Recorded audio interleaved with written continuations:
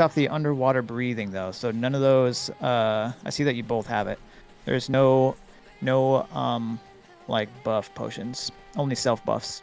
That is a self buff, isn't it, for warlocks? Underwater breathing, is it? Yeah, yeah. Right? Or is that a shaman?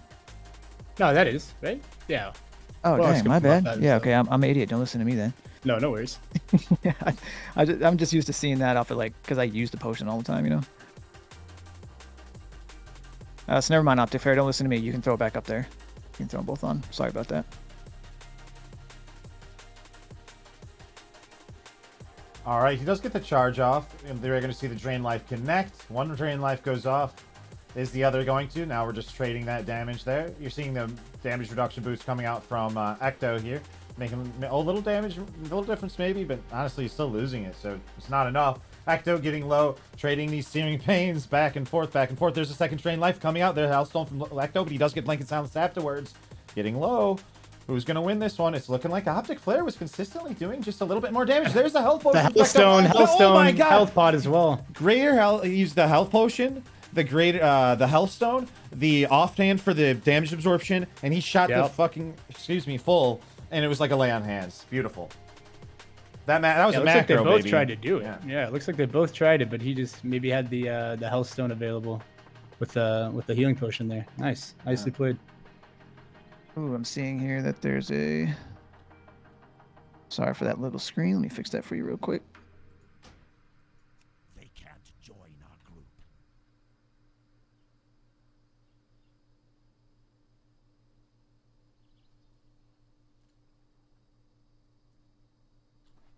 Okay. Sorry. Okay, so Optic Flare moves up 1-0. One thing to note, Optic did use the curse to reduce the resistance, and Acta was using Agony, so something to think about there. Was it the Diffie?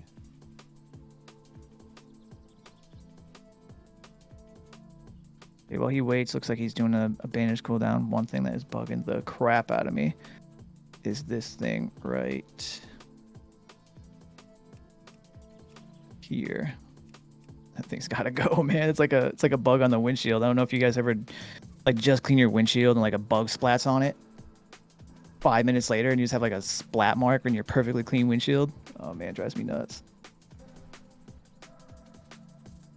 But I'm also kind of weird. I'm one of those guys, if I'm walking through a library and see one book that's sticking out more than the others, like I'll walk over and push it in.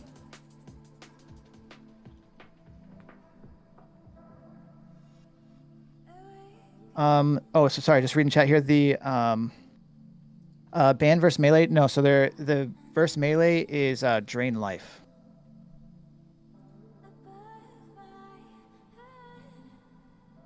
The warlocks came in and basically agreed. They said that yeah, with drain life on melee, it's just you just steamroll them. It's not even fair. So they even agreed on that.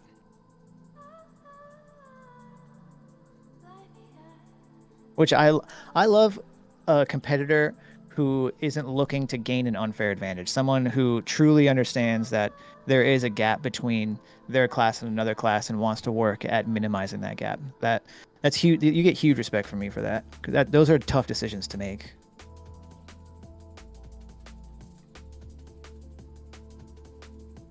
Sorry, Ecto, what was the question? I don't have chat open. I can just see the...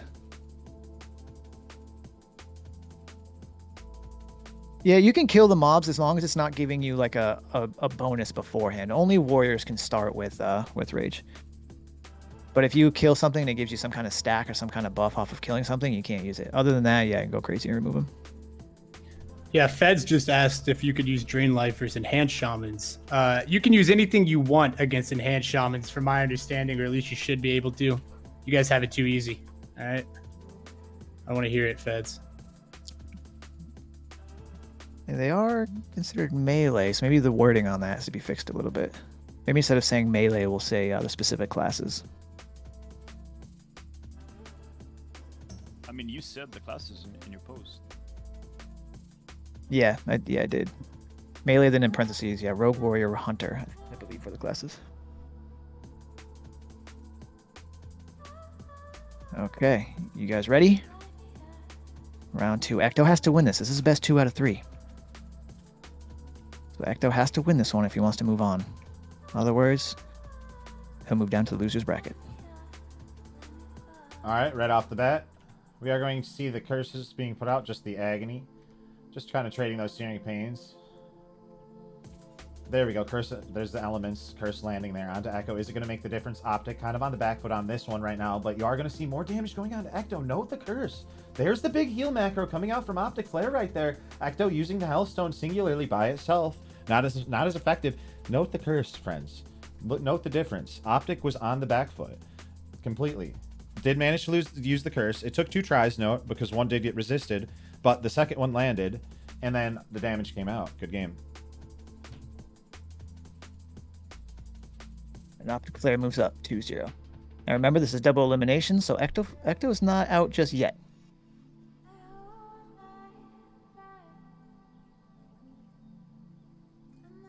Up next, we have X-Zane Shaman versus Gorgish Rogue. X-Zane Shaman. X-Zane Shaman. Let's go.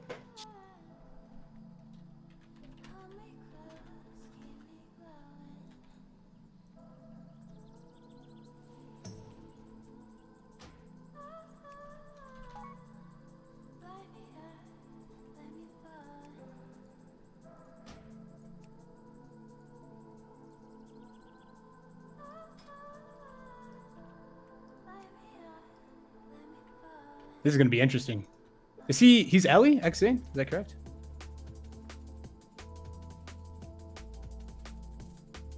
He looks Ellie so far. What's funny about not funny, but what's cool about Gorgish is I came out here at the start and he was standing up there on that ledge right there. Still, calm, feeling the wind, Collected. feeling the humidity of the air, preparing himself Ready for battle. mentally. Mentally saying goodbye to his loved ones. And you see his Mike Tyson stare. Oh, don't want to give away his position. All right, duel's getting started here. Even before the duel, absolutely stone cold still. Stone cold, bald and ready. There's a shadow step, cheap shot.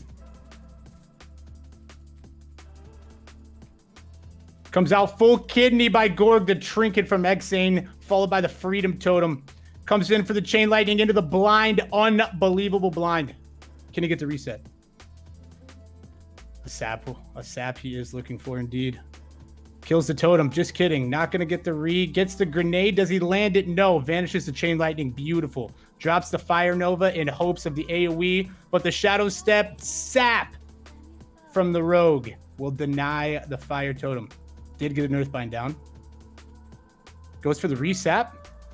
Blood Rage is popped. Here comes the damage, but can he withstand X-Zane's wrath? The answer is no. The Frost Shock to finish him off. Great setup by Gorgie there, but unfortunately, Shamans can take that, you know? Great duel. 2-1, or 2-0. Sorry, 1-0. My mistake altogether, X-Zane. What is going on with this window?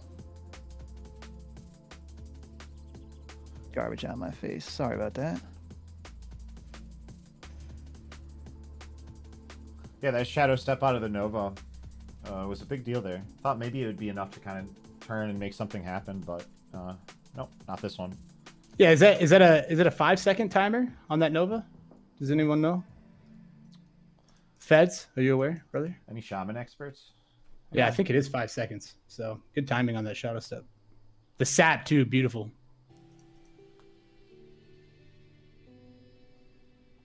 I think maybe he should have just gone for the re-stealth instead of killing the totem, but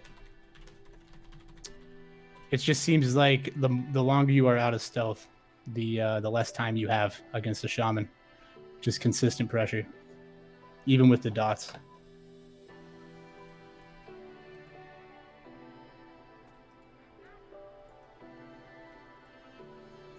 And open it up with a cheap shot again. Same opener. We'll get the flame shock for the rogue, so we cannot get that re-stealth. Gonna have a searing totem just to piss him off with fire bolts. But the full kidney comes in. Mind numbing is wearing off. Kidney poison cleansing down. Does he kill it? Should he kill it? Does he go back big? Iron bomb gonna stun him. It does hit. Here comes the chain lightning, and he's deleted. Unbelievable. X-Zane played that perfectly. He really did. Mitigated the damage when he needed to. Took advantage. That stun didn't resist. Very thankful, I'm sure. So great duel. Gorgish will move down to the losers, and Xane will advance. He's like, but I'm an orc. Come on. But I'm an orc. Yeah, how did that Oh, happen? dude. Calculated. 25% chance. Although it does seem like 75. You know? Ain't that the truth?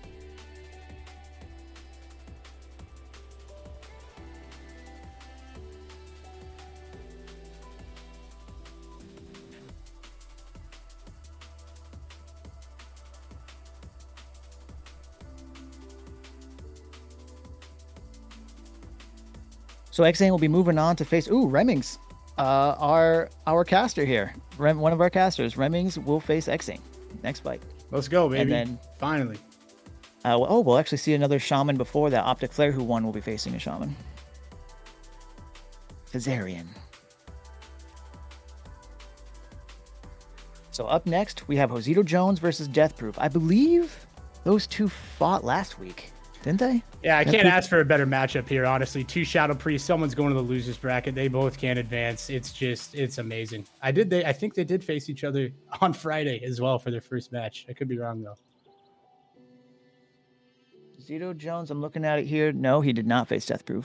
He did face every other Shadow Priest, though. Maria Leonza, Prodigy, Speedy. I swear I saw a lot of Shadow Priest on Shadow Priest Violence on Friday in that duel tournament. Randomized too, the bracket, wasn't it? Yeah, it was randomized, yeah.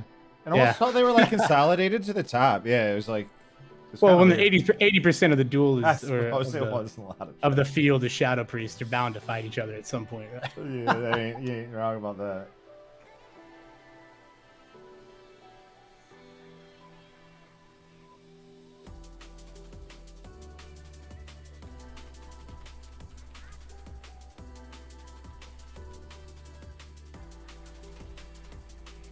Now we see Deathproof here, not in shadow form. Levitates instead. Yes, going into levitation. Just asserting dominance early, showing him that he's bigger. Trying the old bear tactic.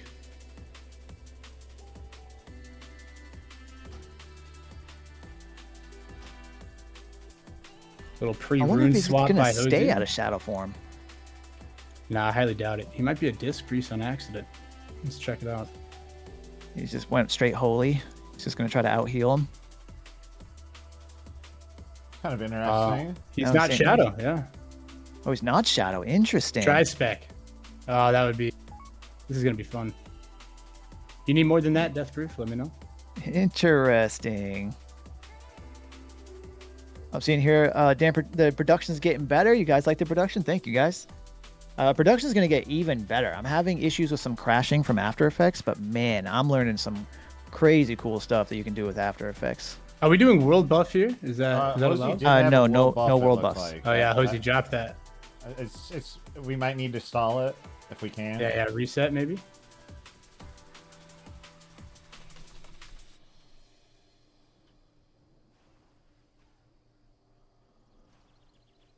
Okay.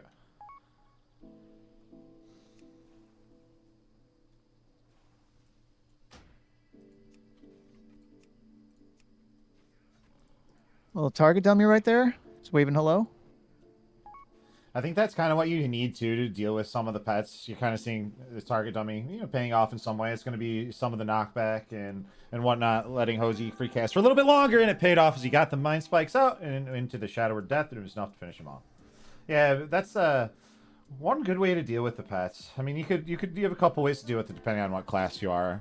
I mean, you can always just like ignore them, right? You can try to kite away. It depends on who you are. You can target dummy him. That's always a really solid option. Not everybody carries target dummies around. I think it's good for an event like this, especially. Some classes just AoE him, but that's like mage. You can throw. I saw a lot in phase 1, just grenades and then like one arcane explosion or whatever.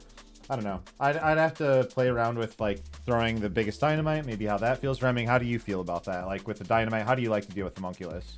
You just honestly, I wouldn't be the best person to ask. Honestly, that target dummy strat might be. I'll be honest, I haven't thought of it. So that might be the best one that I've come up with. But otherwise, if you're fire blast wave, if you can afford it, yeah. maybe a nade I would save it for the priest personally. I wouldn't waste it on the homunculi. It just kind of depends on the situation. But blast wave and arcane explosion is going to be my go-to. Man, the target dummy tech is nice. Yeah. We're not going to be able to pull that one out again just yet, I don't think, here. As the Blanket Silence goes down onto Deathproof. Fair bit of damage, though, still done onto Ozzy.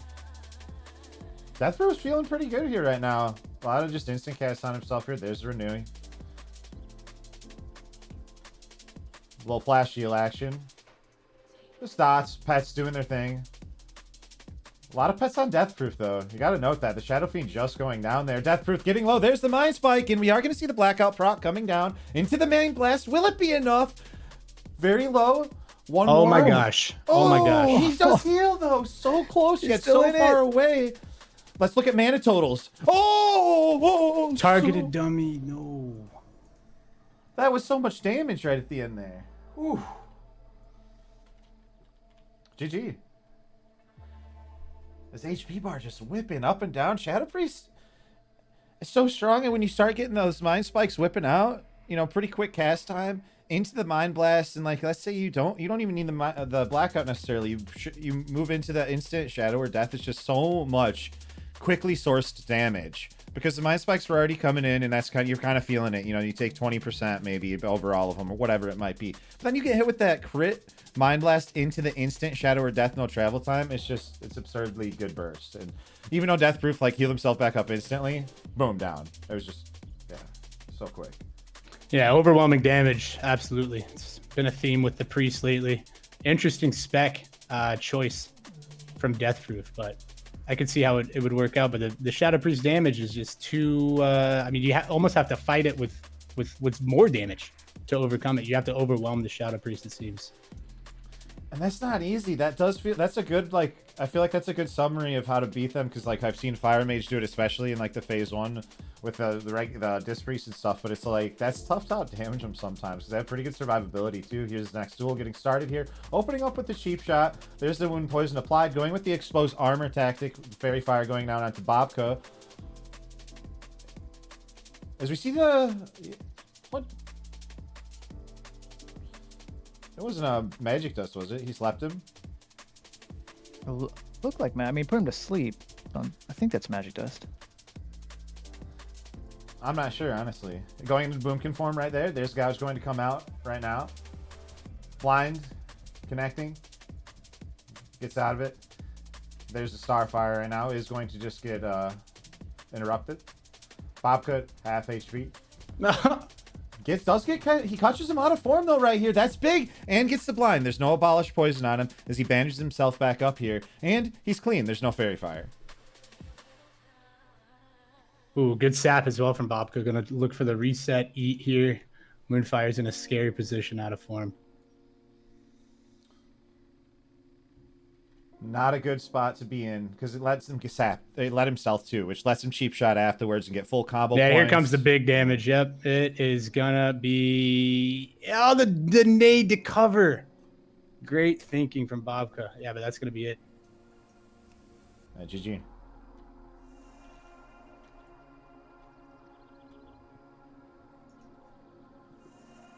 Yeah, no AGM though now from Moonfire Beam. Definitely helped to the beginning of the duel. No AGM from Bobka either. No blind. I'm sure he has a dust available. Moonfire probably as well. But he is, that's the thing with magic dust as well, is undead can will it. Yep, it's huge actually. So it's it's tough. It's tough. That's a tough call.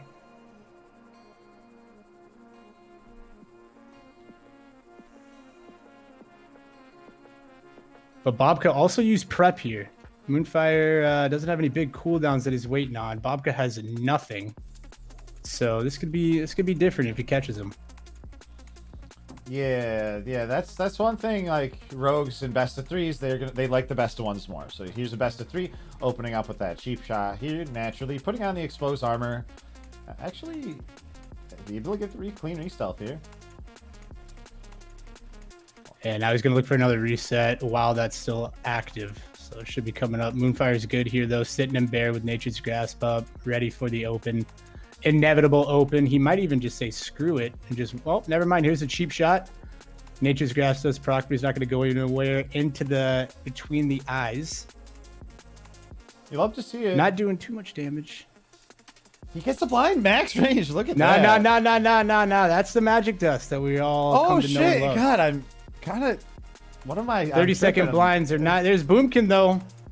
He got the magic dust again. I want to see an abolish. I wasn't even sure if it was allowed, but apparently it is. We're going with it. I had no idea. There's the big Starfire. That's part of the confusion. He's going to stun. He drinks out of it immediately. Close the distance. Warstomp's going to come down into the big Starfire. Oh! Boom! There's the dynamite. Boom. Yeah, that War Stomp was perfectly timed. Had the damage coming right after that, and that's all he needed. Beautiful work by Moonfire being patient. Bobka just needed some more cooldowns. 30-second blind wasn't enough, unfortunately. 1-1. Brings it back for the 1-1. Vim Rookie, the Magic Dust, so the Combat Collective earlier today had brought it up. I had then shortly after found out that Magic Dust is like wildly expensive, and one of the reasons for consumables is not to make it like a gold race. You know, it's like only the richest who come in with all the items can win. So that's going to be re-brought up.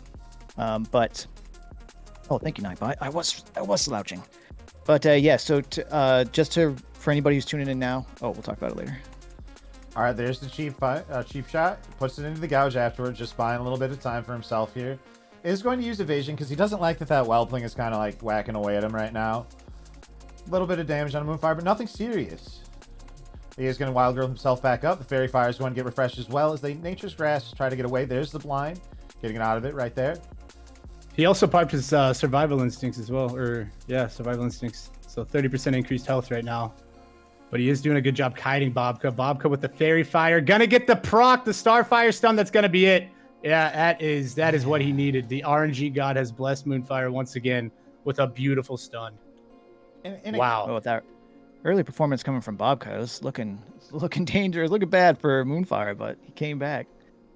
It kind of feels like Boomkin can play this game where it's like, hey, I'm going to look for opportunity. Like, Starfire is their biggest tool in their arsenal. And versus casters, they can find different opportunities to get it without guaranteeing or needing the stun. But versus melee, it feels like it's just like this game where, hey, I'm going to kite, I'm going to live, I'm going to go back into chicken form, survive while the wild growth's ticking, while the Star Surge is going, I'm utilizing that every cooldown, and eventually you're going to hit the 15%, and if you don't, well, guess what? This is Horde, and we have War Stomp, and then you can do things like the War Stomp into it, especially because you're going to have your Eclipse up. You just always kind of do.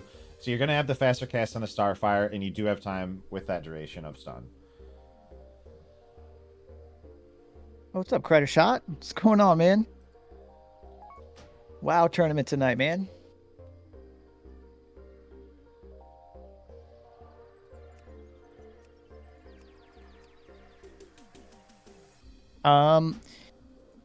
Better graphics on a mobile game. Yeah, but graphic. Yeah, but you don't really get the same graphics friendships on a mobile game. All right, you don't get the same experiences. You don't make the same connections. You don't get to slay the same dragons. Like Valheim is a perfect example of a game where like the graphics aren't amazing, but they're still gorgeous. It's like you don't need to have Unreal 12 engine graphics to make something pretty. Like this game for what it is, definitely like when you're flying through the world, this world is so huge. I would imagine, Crider, you're aware of this game, but in case you're not, like this area right here, to walk from here to here would take a couple minutes. I don't know, probably like 3-4 minutes maybe. And that's just this little section compared to this whole entire thing, which is this compared to this whole thing. So I mean, this place is massive. It is a huge, huge world. And when you're flying through it and how big everything is, it is a gorgeous game. And the fact it's wild to think when you think about things like how Elvis Presley, right, came out and just changed the world. Like his sound at the time was unbelievable. We experienced that. Anybody who played Classic when it first released, we experienced that. This game changed gaming. This was the first game that you could have all those people playing together in such a seamless, like they didn't even have it really loading. You loaded into the game and that was like about it. And back in 2004, yeah, man, you had 15 discs you had to install, man. Took you all day. You had to call out of work. That's those Mr. T commercials. That's peak WoW right there. Vernon Troyer, all of it. I still find this game incredible. Like sometimes I'll be walking through near like a forest or cliff or something at night, and I'll look over and see the moon like glimmering off of the water, and I'll legit stop and look at it. I'm like, man, this is gorgeous, even still.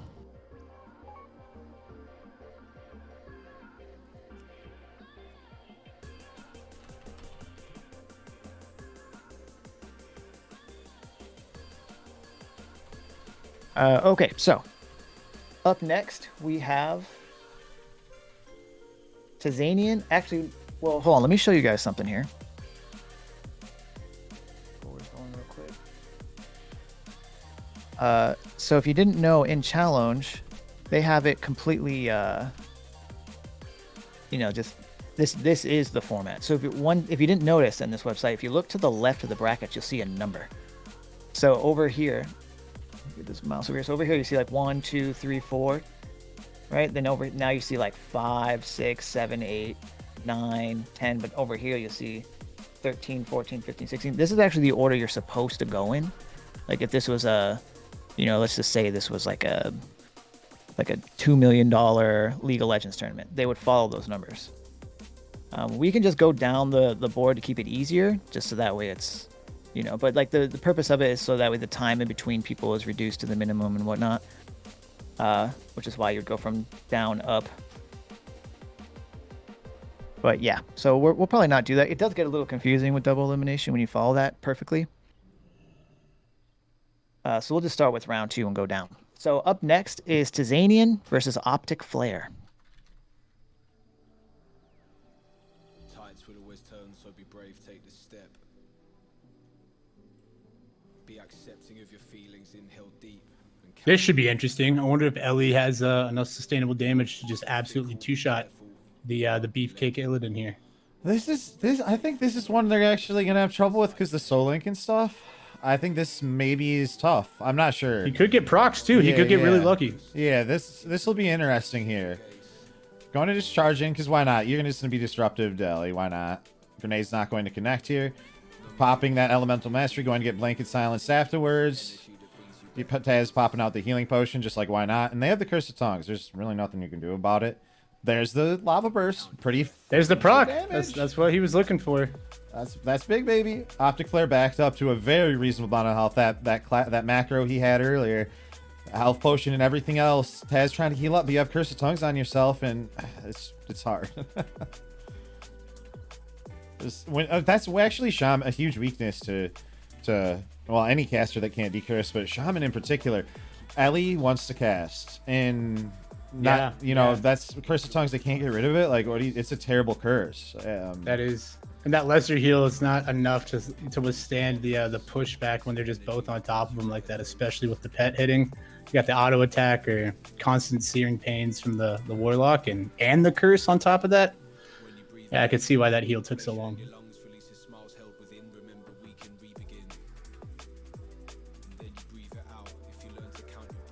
Taz right now is just praying to the RNG gods. Please let me one-shot this guy. Please.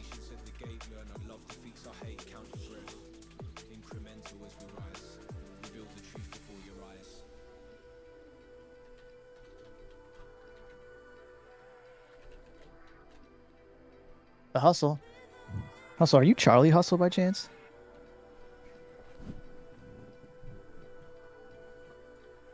And anybody in chat, I'm not. If I don't reply to you, I'm not. I'm just not looking at chat. I'm pressing a bunch of buttons. Oh, here's the instant with the follow. He followed it up. The RNG gods came through. Now Optic is on the back foot. Taz now with the Iron Grenade. It is going to get covered with the Blanket CS, but it doesn't land anyway. He needs the heal. He doesn't have a health pot for 9 seconds, and unfortunately, delete meta is his comment. Understandable. Dude, that's tough because it was so much damage too. I'd be curious how much damage exactly, but it's like so you're eating through Soul Link too. And that's tough. That's 30% flat dam reduc.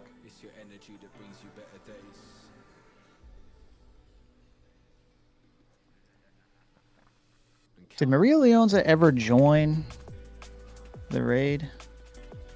If I remember last week, that was someone where it was tough to get them here.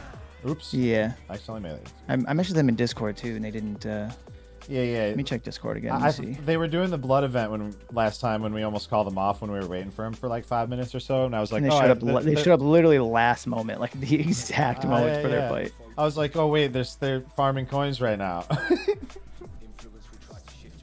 So who knows? Nope, Maybe they needed to farm some. They're still away, so that's just gonna be a. We're gonna put Eternal Sins. Gets the buy on that. So Eternal Sins, you move up. Maria Leonza moves down. So then up next will be Remings versus Exane. All right, here we go. The rematch we've all been waiting for. Now that I know he's not a mage, can't wait. Let's go, brother. Get out here. Come face it.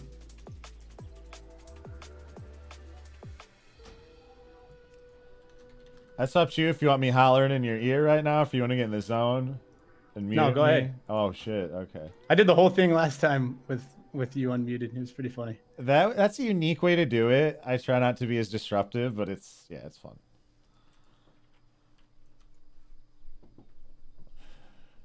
The banter between contestants was unique as well. I've never done that.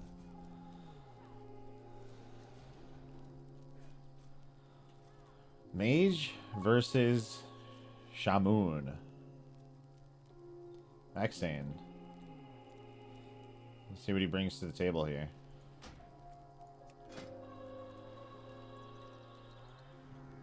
Alright, duel's going to get started. Is the poly going to come out? There's the air shot going to disrupt it here. Ooh, fake cast actually, so he still does have that Arcane School Magic. Good thing he has that precasted Chronostatic Preservation! It's too much. Remings was even saying to me earlier, he's like, no, we need that Chronostatic. It's like, their HP's whipping up and down, up and down. And you saw it right here. This wasn't even versus Shadow Priest, which is what I was scared about for them if they didn't have a pre-Chronostatic Preservation. Well, they still did here. They got like the free lay on hands, and then that damage came out again. It's crazy.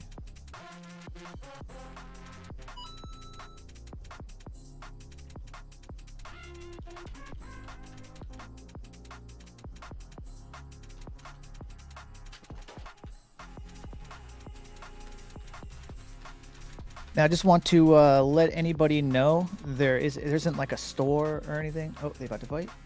I'll show it off afterwards. Yeah, here we go. Next duel is going to get started. Remings versus Exane. Can Exane do it again? Do they have that juice? Remings puts the Fire Ward down. That grenade's going to connect. Can't they get the Lava Burst? Gonna blink away. Beautiful. Range it. Quick Lightning Bolt. Not too big of a deal, but it is going to add up. Chain Lightning 2. We see a Polymorph. That's clean. We need that to happen. They get out of it. Chronostatic's going to come down. Frost Nova.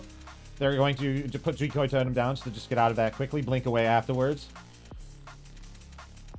Just trying to kite. There's the Living Flame as well. It did get nerfed recently, folks. We can talk about that afterwards and if it might have affected certain matchups. Reming's getting very low. There's a Chronostatic. Heals himself back up. 50%. Blink away. Using that Mana Gem. A little bit more gas in the tank, if you will. Are we going to see the Chain Lightning? There's the Blanket Silence. Or not the Silence, just regular Silence. Lock him out of that School of Magic. There's Chronostatic Preservation. Exane getting very low right now.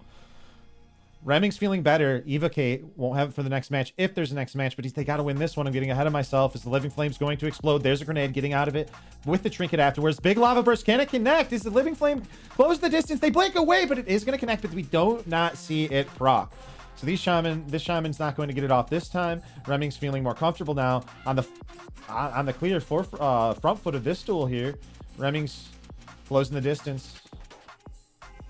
Grounding Totem right there. One tick of water is nothing, though, as the Living Bomb is going to explode. And they knew that, too. Reming's actually wasn't as much of a rush as I maybe made it sound. I thought they were rushing in at first because they knew the Living Bomb was going to come off. It was going to tick, and now Exane loses. GG. 1-1. Excellent. No Evo. Something to think about. So one of the reasons we were able to kite and live so long was that. But yeah. Living Flame, you notice it. Everybody's noticing it. And it's one of the reasons why I do think it's a good idea to look at Mage Chronostatic Preservation pre-casting before the duel. And I don't think it's necessarily, as I'm seeing here, I want to see Mage versus other matchups too, to be honest with you. I don't think it necessarily needs to be something taken away, partially because that Living Flame too did get nerfed pretty heavy-handedly recently. Now you can use it more often, but it travels slower. lasts half as long, so you can't like ice block versus the melees and just like wait it out and stuff like that nearly as well as you used to be able to do. It wasn't nerf. Yeah, let's see how this next duel plays out.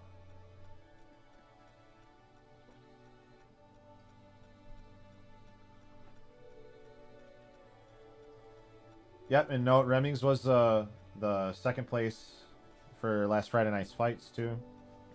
Hosey at the top.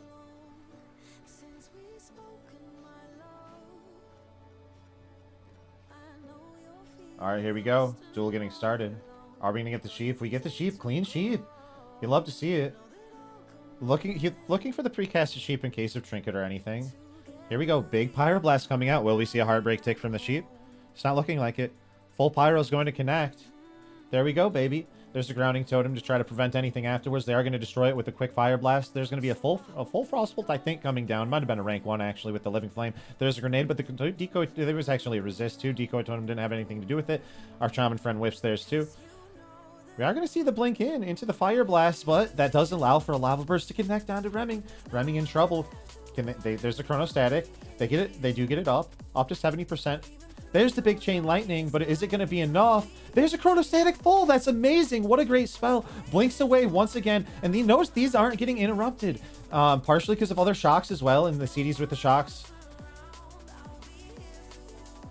Exane trying to kite away. This Remings is in a really good spot right now. Wands to grounding, blinks back in afterwards, and puts that fire, the living bomb, onto Exane. But now they're close into melees. That's not necessarily lovely, but easily to walk away. You know, this isn't an enhancement shaman either. Silence isn't going to connect there. There's the explosion.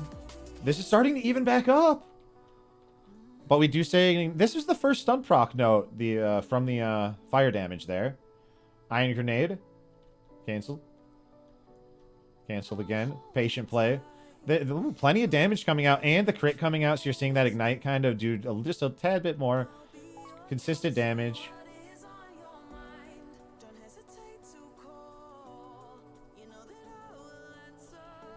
Wanting the grounding.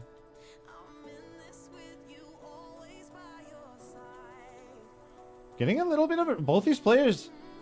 The gentleman's reset potentially here. Here's the difference. No, he's changing. He just changed a rune though. No, you can't do that, or can you in the duel? Good question. I thought so, but I honestly do not know 100%. Yeah, we haven't covered that yet.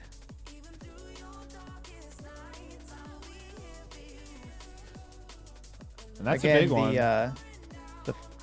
Oh, there's a grenade gonna blink out of it. Chain Lightning gonna cancel the cast. Put a grounding totem down. Grounding totem might just eat Living Flame, and I think it does. I didn't know if that interaction worked that way. I'm pretty sure it does. I haven't really thought much about it, though. Chronostatic getting casted on themselves. Living Bomb explodes. Exing on the forefront of this one, though. Big Lava Burst coming down onto Remming. Chronostatic puts him up. Frost Shock. Remming's kind of limping away. Gets the Iron Grenade.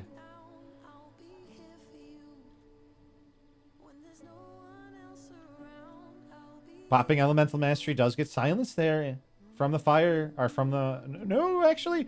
No, oh, is it going to be enough? No way it is. wow. Good duel. Wow. Wow. Crazy fight. Yeah, good job, man. Good GG. GG Exane, GG Remmings. Run it back, bro. Oh, good game. That was a good duel. Good duels.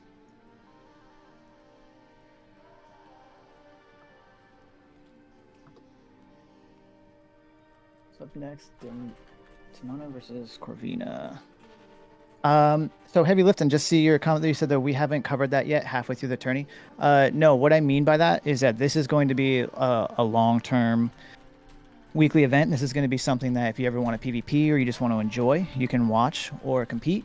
Or if you enjoy, doing production stuff, you want to help cast or whatever, like you're more than welcome to join the team.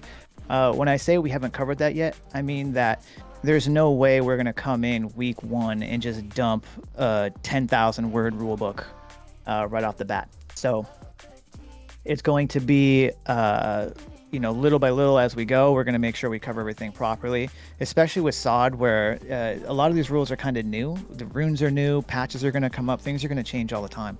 So when I say we haven't covered that yet, I just mean that Alliance and Horde cross-faction tournaments are going to be coming up. The caster right now, you hear Jeff, check him out, OG_Jeffrey. They do tournaments every Friday as well. This is something that's just going to be long term. So we want to make sure everything is correct and not like overdone. And we'll be covering the like gear changing, rune changing, probably before the next tournament, because these first 3 are just kind of soft openings, if you think of it that way, like early access, figuring things out. So when the time comes, we'll be fully ready to go. Testing grounds in a way. And I was getting asked by Moonfire about deflectors. Did you make a call on that one? Like frost deflectors and ice and all that? That's a profession. Profession trinket, correct. So yeah, I think that's what I have to look at the wording of it, but yeah, I believe that. Okay. Now again, this is a wait. combat collective. You said it's not a trinket. Are the reflectors not? Oh, it's not. Let me look. I will never come in here and say that I'm a better PvPer than any of these players, or that I know better than anybody else. I will never do that. Oh, it's a consumable. It's different than what I thought it was. Ravina, you might want to leave the raid group just so we don't see you on screen for the next fight when you go stealth.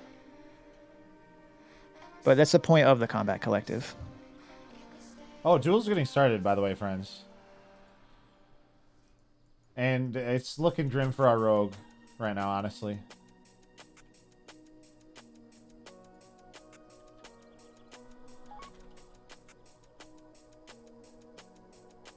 Ooh, I didn't have him targeted, so you couldn't see his health. Sorry about that, guys.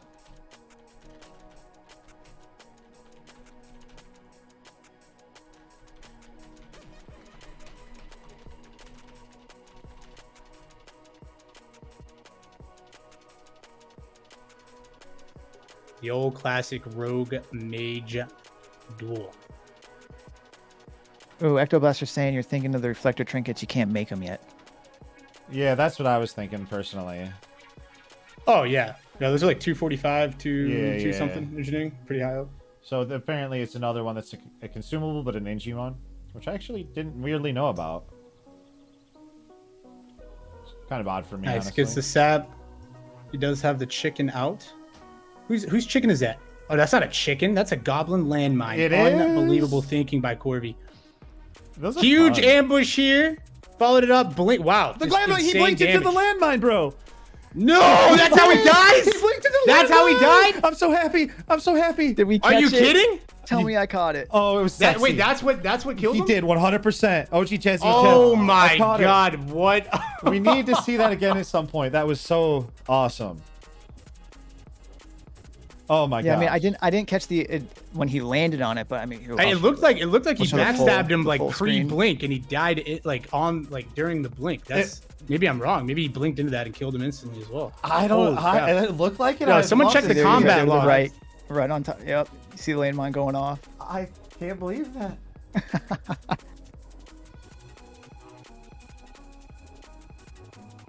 Huh. Beautiful sap. There's the block sap. Oh, he's waiting all this for the second duel. Now, yes, now that Corby has popped everything, the mage is gonna. Well, there's the blink. He does have the prep. Shield comes out. Do we see a block here? Ooh. Oh, Corby with the heal.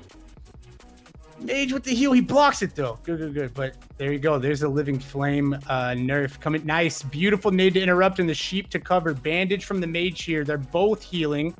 Yeah. Is D-Man gonna have enough mana to finish this off? Can we pray to God the sheep doesn't break? The rogue is praying. Oh, and it breaks early! But he sees it and does keep him in combat. Here comes the Cone of Cold. Hopefully rank 1. Blinks the stun, but he does have a Shadow Step for the blink. Shield's coming up, but it is only like 400 damage, but somehow he's alive. There's rewind time. This guy's unbelievable, but it's not gonna matter because he's out of mana. Corby following him. Living Flame. He does get the Frostbite. Is that enough to get the pull? He gets it! Oh! Oh my goodness. And the Evo. Now I think it's over. I think that is unbelievable. If he can keep range here and that poly doesn't break, this mage should win this. Wow. What a play by D-Man. Gets the perfect reset. If this breaks, though, Corv does have vanished. Oh my god, it does break as I say that. Living Flame already popped, though, but he can't catch him. Trying to get him with a Blizzard, and he does. It's like the old having the pet out. Yep. He got the Shadow Step, does get the grenade. The mage's mana is starting to go down here. There's the vanish. There's the vanish. Now D-Man has to live. He has to figure out a way to get mana here. He has a shield in 5, but that rogue can do a lot. Yeah, here it is. He's got to take a great blind. And now D-Man is in trouble. No block, no trinket, no prep even. He's going to get the ambush. And, yeah, wow, well played. Didn't it feel like... Unbelievable gosh, duel. that fight was so good. Unbelievable duel. Holy crap. Didn't it feel like a couple Fight of the times night it was for sure like so it was far. like the other Great player's game. duel for sure a couple times. Like it was like each reset it was like, oh yeah, now it's, you know, it's theirs. It was just very impressive play. And Corby streams as well. If you guys want to check out Rogue Perspective, you should definitely check him out. Yeah, you start putting the links on screen. Yeah. Yeah, if you compete and you stream, DM me before, and then to remind me to put the links on for you. Okay, so up next, ZNN versus Josito. It's gonna be a tough act to follow. That last fight was incredible. Josito, ZNN. So one thing to know, in classic Rogue vs Mage, it's one of my favorite matchups to watch. A lot of play, a lot of counterplay, really enjoyable, like snappy fights and resets, and like it's neat. And I felt like it was lost a little bit because like with how strong Living Flame was and how long it lasted, they could just ice block, and it was crazy how strong it was. And it feels a little bit, maybe it's too soon to say, but it feels a little bit more like it's back to like, could it be either player's game? That's probably a better question for Remmings right now, honestly. I'm sorry, can you repeat that? I was reading a lengthy message. I apologize. That is quite all right. What are your thoughts on the Rogue versus Mage matchup? Do you feel that's more like competitive now with the Living Flame nerf? A little bit more like classic where it was like snappy and back and forth and like who's going to win it? And it's a little closer now, doesn't it feel? Yeah. I was never a big fan of the whole Living Flame block cheese. And I'm glad that they can't do that anymore. But yeah, it's still so bursty, right? It's almost more bursty than Era was. And now with all the runes, with Rewind, it's just an entirely new matchup, but I will agree. Yeah, it's a fun one to watch. As this next one gets started, Shadow Priest versus Mage. He does have that chronostatic precasted, so they are going to be able to get some health back up. There we go. There's going to be the cast. Arcane Explosion 1, 2, 3, and they're not even out. No, they're just going to blink away, but that's some expunged mana. They'll be able to kill it pretty quickly, but they're feeling a lot of pressure. ZNN's feeling it from Hosey right now. Does get that polymorph off, and another chronostatic. Kills those homunculi too. Really crucial right now. Tries to get himself to a more comfortable total. Can we get another chrono? There it is. Gonna get a resheep. There we go. Yeah, it really looks like Zen's playing this as well as he can, given the situation right now. He's gonna want to get some mana back, which he does manage him. It looks like into the fireball. Here comes the damage now. Now it's game on. Will the fear. Hosey's kind of on the back foot. There comes the silence, but you can see he still has the chrono available. As long as it doesn't fall right now, he has it to use. Maybe there it is. There's the disperse. Hosey's on the back foot. It's actually looking really good if he can get a reset, maybe. Zen's running out of resources at the moment, though, on his last leg as far as mana. But here comes the evocation. Will the dots kill him? Can he get the chrono off? The death doing so much damage, and the mind blast coming to follow up, but the chrono does go off. Oh, and it just gets off before the nade reaches. He's going for it again. And here comes the instant pyro. Hosey's in trouble now, but so is Zen. But there's the chrono again. Now Scorch is coming in, trying to keep the pressure on. Flash heal, impact stun for it. Both people extremely low mana. But here comes the Mind Spike battle versus the Scorch battle. They're just looking to end it. They have nothing left. All the tricks are out on the table. And now it's an attrition battle. But Hosey has the Shadow Fiend. Zen has nothing, and the death comes in. Man, the mage played that just about as good as he could. But what do I know? I can't beat Shadow Priest. But, very, very well played. The reset's kind of the move there. The damage, very, very short amount of windows for the damage to be done. But yeah, just coming down to the wire there with mana. Well played by both. Oh, sick. Wow, that was wild. That was a good fight. Roller coaster of a round right there.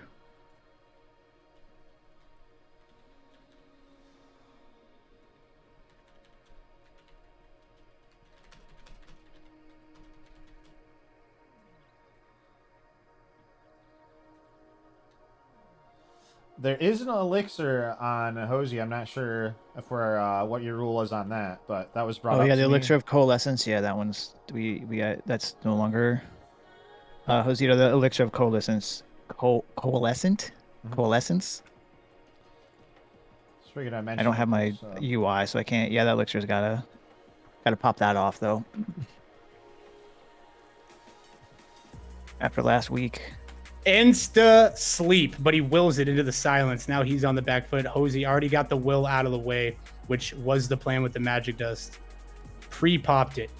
But he does get the sheep. This is exactly what the mage wants. He needs the chrono, get through the dots. And luckily with chrono now, with the buff on the mana, it's it's doable.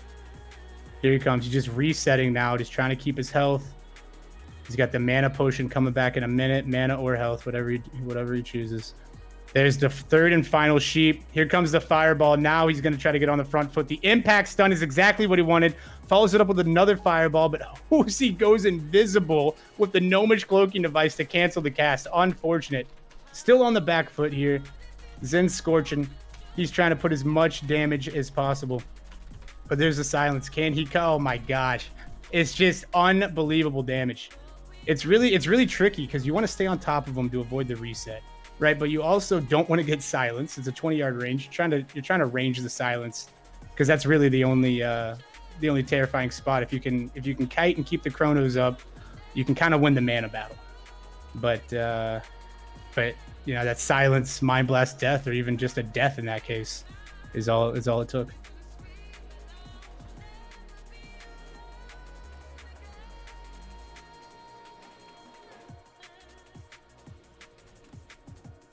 Do we have alerts in the group here? Did they ever join?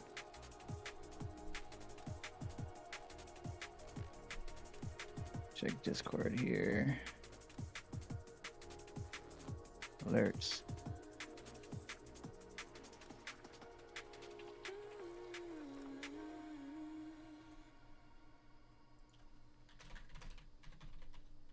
And they're on Discord. I can't see if the invite went through or not, though. They might not be in game. Hey, what's the rule for elixirs as well? While we're going over it, or while we're in between here. He was saying, Reef was saying it is not allowed. Okay. Yeah, let's make sure everyone's starting without it then. It looks like maybe some have had it on and some haven't, so. But rules will be finalized. This will be cleaner. Like Reef's saying, it'll be fun. It'll all work out. Yeah, think of these last couple weeks as like a soft opener.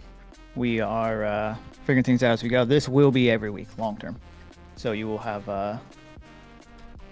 this option. So it's looking like Lurtz is not here. So Lurtz, you're a no-show.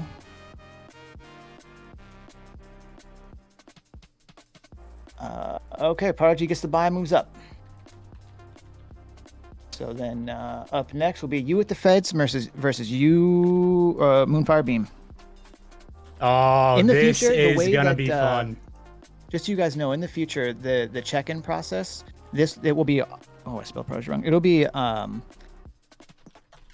automatic. If you don't check in, it's kind of like going to a flight. The bot will assume that you just couldn't make it for whatever reason. Nothing personal. Maybe you got to work. Maybe you have kids. Who knows? Maybe you're sick. But right now we have that turned off. But in the future, the check-in will be super important.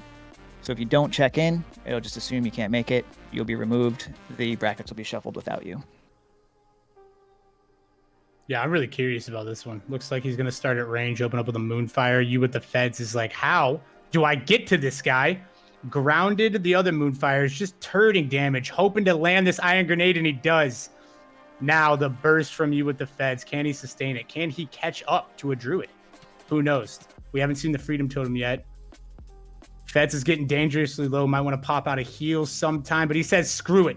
I'm going all in. Freedom Totem. I'm going to hunt him down. He does ground the Starfall. What does he have for this, though? Unfortunately, not a lot, but he's still pumping. He could do it. Oh, there's the heal, just keeping him right above range. But Moonfire's There comes the, and he gets the nade into the, what was that, a Starfall? Yeah, Starfall. Beautiful sequence. I mean, that he was a global away from getting clapped right there. Dang, Feds, that was a good duel.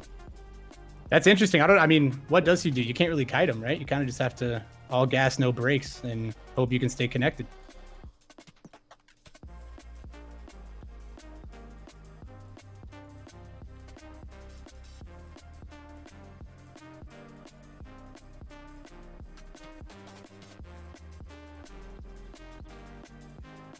Yeah, Furbog medicine pouch coming out from Moonfire here. See if he feels the need to use it. What a grind. Jesus. Yeah, I got unfriendly with him. I went from hated to unfriendly, and I called it a day. Haven't gone back since. Yeah, I went right at the end of phase 2 for phase 1 for a second to help a friend, and it was just miserable. I'd maybe be better this phase, I guess, but yeah. The next duel's going to get started here, putting out their totems and whatnot, and Moonfire just stealthing away. Getting that max range here. One thing about waiting is, grounding will be up again. He didn't wait too long, though. Shouldn't be that big of a deal here. Skull of Impending Doom is going to get popped, letting you with the Feds close the distance, but that is a little health and mana that is going to go down. There he connects a bit. Nature's Grasp. Decoy Totem does get out of that, though, afterwards. Just try to Frost Shock, just getting him to try to, utilize some of that mana, but look at Moonfire's mana, look at you with the Feds' health totals. This is a rough situation here for our Shaman friend. You do not want this Druid to be free casting, and there it is. Grounding Totem is going to prevent a little bit of that damage there. We are going to see another one. What do you do? GG. Yeah, just way too much damage coming out. I mean, that's ultimately an enhanced shaman's demise, right? A druid that's very good with their shifts, can keep their mana and kite effectively like that. Also helps with the stuns from the RNG god up north, but well played by both.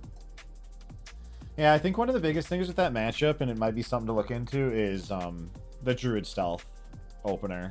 It's so powerful versus melee, being able to start at 40, it's so strong.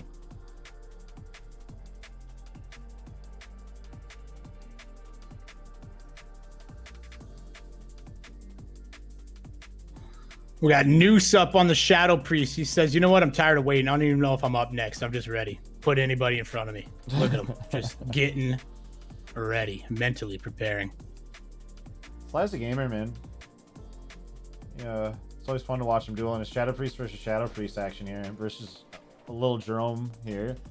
See if he has what it takes to beat Noose. So I'm seeing people using the elixir of the coalescent right over here. It's not allowed anymore. Yep, and one thing to note, some competitors might not be in chat, so it kind of stresses the importance of having. I know it's schedules and everything, but the rule book clear and concise and ahead of time, because not everybody's gonna listen. So that's been one difficulty. I've been getting whispered a lot over the course of the night for those things, and I haven't had proper answers, which I felt bad.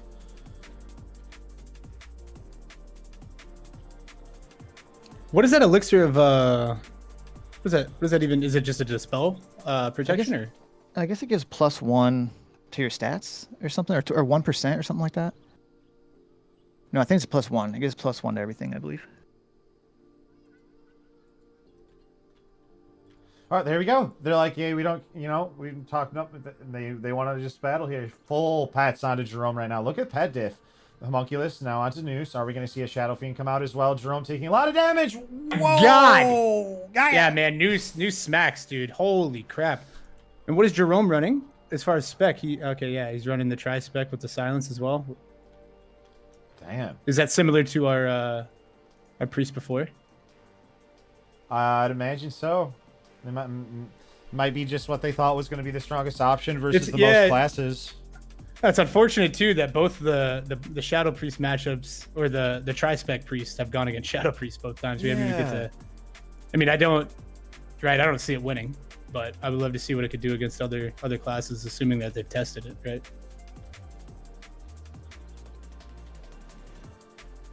Yeah, because maybe that's why they even brought it. It might not have been because, oh, I think I'm going to be the Shadow Priest, but maybe that's what needs to be thought about. But maybe it's other classes they're more, worried about, perhaps. Or they think it's just the most dominant versus most things. Either way, hasn't beaten the Shadow Priest straight up in a 1v1 just yet. But it could happen. Yeah, no, it's unfortunate too, because remember we talked about how Shadow Priest you have to fight fire with fire almost and kind of just out damage them, and then we have the hybrid healing / damage classes going against them first, unfortunately. Super unlucky. But here we go. Just trading these dots. Blanket Silence going down here on a noose. Jerome, here's Jerome, Shadow Fiend and such. Is it going to be disruptive though? Big Mind Spike's coming out from noose, and that's just what happened last time. He hit 2. He hit a 3rd last time, and then he hit the Mind Blast. And he does actually get Blackout proc right before the Mind Blast goes off, which is absolutely massive. He kites away, and he's like, okay, I need to just heal myself back up. A greater heal, too. He feels this is going to be the most efficient way to do it. And then he goes right back into Shadow form. Here's the Mind Spike 1. How many are we going to see? Trying to combat it with Penance, but there's the Disperse. Trying to get some of that mana back. Noose is on, he's not looking too hot. Homunculi beating him down, trying to whittle him down. But he does still have Disperse, I think. Jerome is on the back foot now, just too much damage. But healing isn't a problem for the Tri-Spec Priest. Yeah, this is stuff he'd need to do it now. He needs to do it now. He did it, baby. There it is, man. Yes. He had to. The mana totals were too drastic. And he got the couple of Mind Spikes into the Mind Blast and Shadow or Death. And it's so much damage. Yeah, man, it just seems that you play around with Shadow Priest, you're gonna slip up and not be able to combat some type of game-changing cast like that seems to be the theme. Oh, pause. We have a family of Kodos moving through. Let's not assassinate them like the last ones. So to show the brackets here, what we've been through so far. In round 3, the winners will then move into the quarterfinals for the winners bracket. We'll have Optic Flare versus Eternal Sins. Oh, another Warlock for Optic Flare. Xzane will be facing Corvina, Shaman Rogue, which Corvina, I believe. Nope, I'm mistaken. Josito Jones versus Prodigy, Shadow Priest, Moonfire Beam, and Noose, Druid, Shadow Priest. Now down here, just because No Hit Jerome just went, we're going to actually do the order. If you look here, you'll see 13, 14, 15, 16. We're actually do it in order because these people down here have been waiting. Oh, nope. Sorry, Bobka. You actually get a bye because Maria Leonza is a no-show.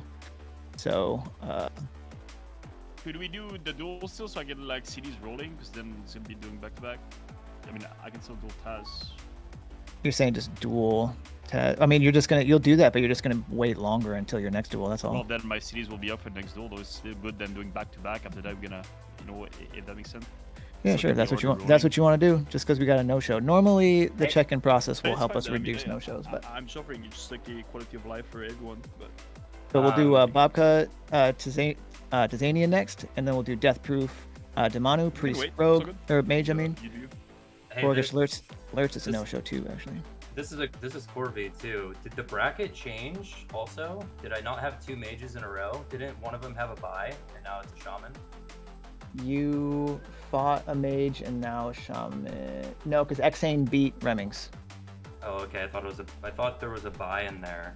Maybe Xane moved up. Looked at the wrong thing. Yeah, you were gonna face the winner of Xane and Remings, and the Xane won. I must have looked at the wrong bracket. And then, so we'll do Bobka Tazanian, then we'll do Death Proof Damanu, Ecto, and No Hit Jerome.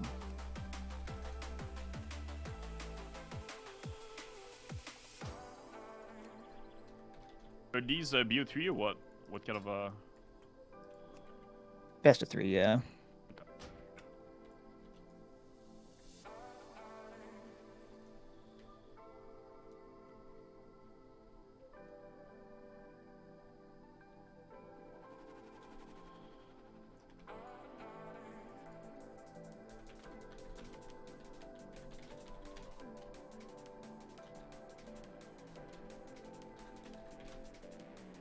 Okay, Bobka Tazanian. Bobka, some consider the fiercest rogue in the land.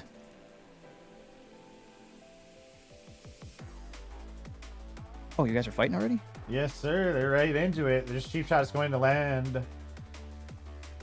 Orc what? There he goes with the, ooh, is actually going to trinket the Sleeping Dust, and it gets blinded immediately afterwards. Bob clean up the totems. Gets a couple ticks of bandage, but that is going to be a flame shock on him. Gets with the 1 tick of food. Clean sap. Now he's going to eat to full. Potentially, ooh, are we getting aggressive? No, we're eating to full, okay. I got a little excited. Doesn't take a lot, honestly. I'm equally excited too. Cheap shot again. It's gonna land. That's awesome for our road friend here. Not so much for our shaman friend. Health pot. Combats the abyss. Does he land this nade? Not looking like it. Unfortunate. Really needed to land that to hope for a reset. Bobka did still have prep. So I mean that's a tough matchup for Nelly. I mean, what do you do, right? You got mind numbing. It's essentially, I guess you do have poison, but that's a global, right? Yeah. He's gonna kill the totem. Any good rogue probably would. So I mean that's kind of the same situation as the warlock that he was in earlier. Just the amount of time to cast. Separation's pretty hard with all the shadow steps, especially with the prep too now that he still has. So we'll see. We got the Sham Rage getting popped. Bobka's probably gonna wait this out.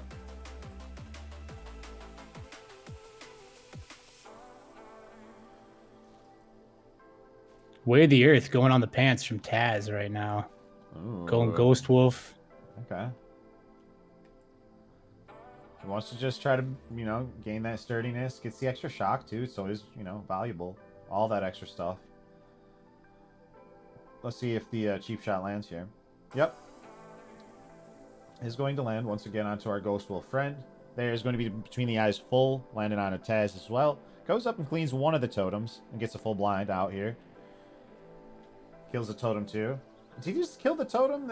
Was that a wall? I'd have to see a replay on that or ask Tez later, but it looked like he killed the Abolish potentially before it could get him out of the blind. Potentially. I'm not sure if that was the totem he killed right next to Tez, but we are going to see a clean sap here. Does Heartbreak tick? Another cheap shot from Babo.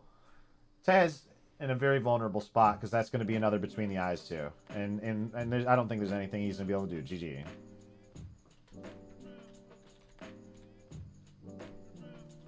Bobka moves on.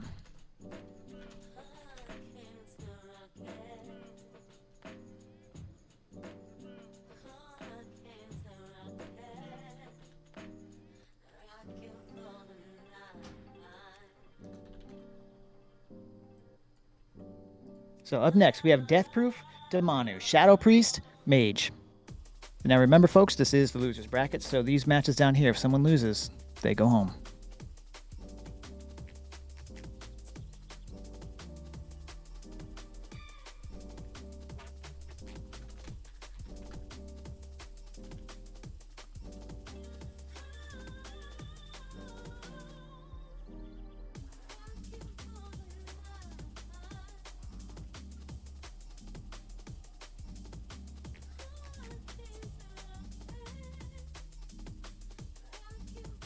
Nerf Hunter.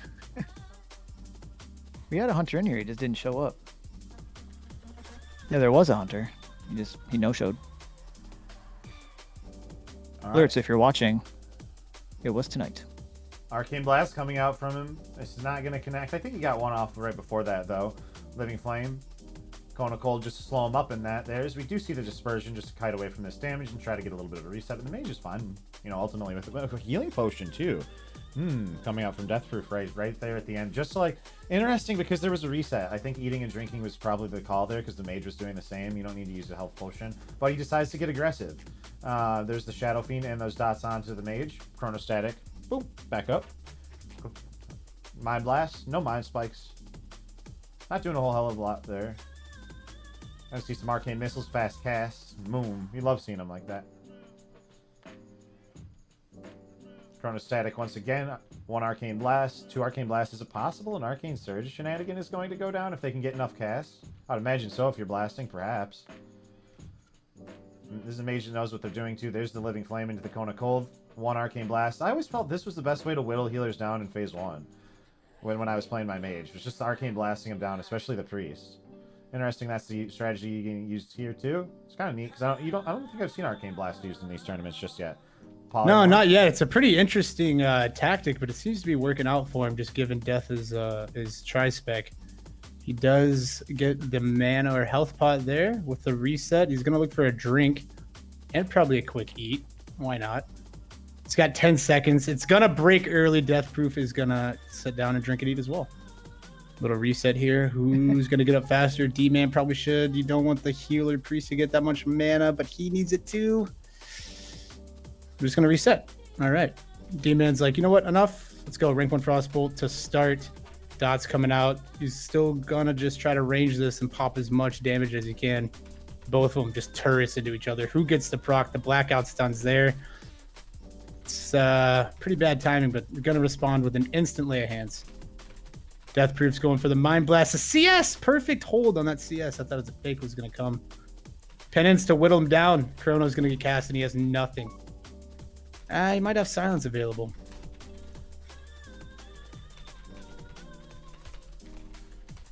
Chasing him down, trying to keep the distance, trying to just put him on the defensive as much as he can. There we go. There's the disperse. It's exactly what D-Man was looking for. He has CS in 4. It might time perfectly here if he goes for a cast. Yeah, good Polly. Good job. Great reset. That's what it needs to do to whittle him down.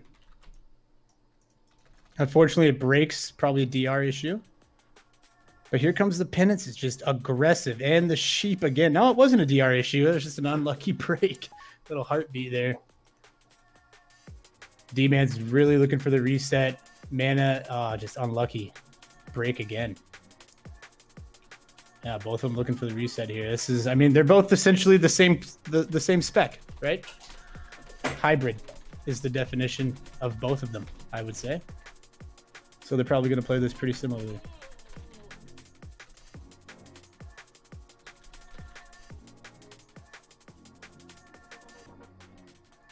So, Reef, did you have a ruling on respec rules between duels?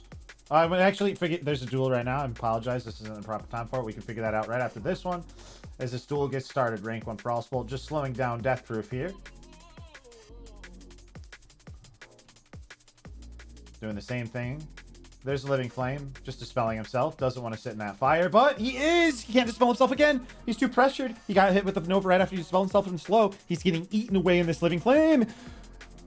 Arcane Missile's enough to finish him off. Wow, really good duel there. A lot of back and forth. The patience of both of them were great. I love the resets.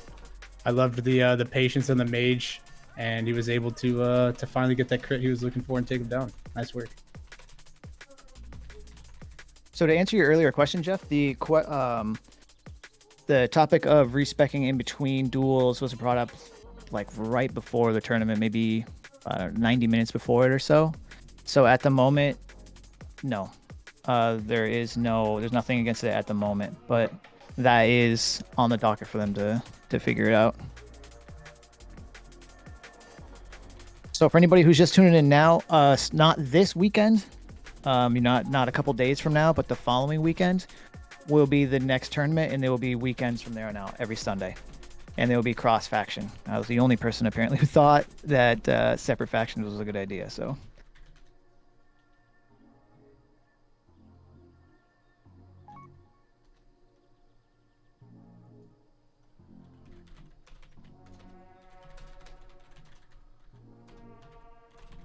And they're back at it.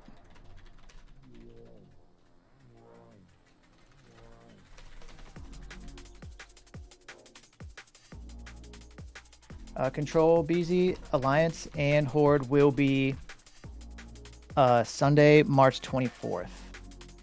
And then every Sunday from there on out. 2 p.m. Eastern. So European players can play as well. And then Kalmori, the prize for tonight is $100.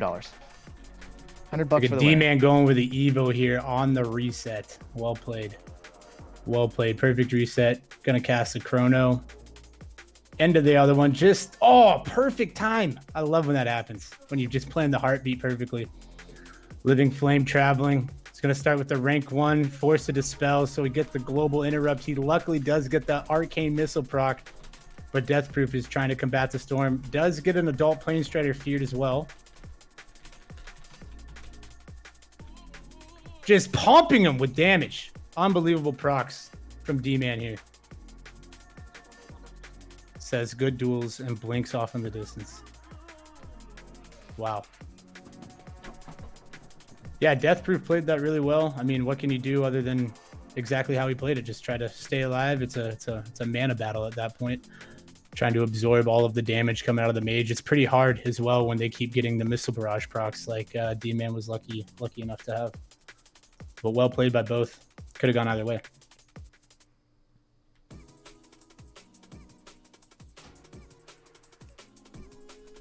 So Demano moves forward, and he will face Remming's next fight. Remming's, Mage versus Mage. Up next, we have No Hit Jerome, Priest, versus Ecto, Warlock.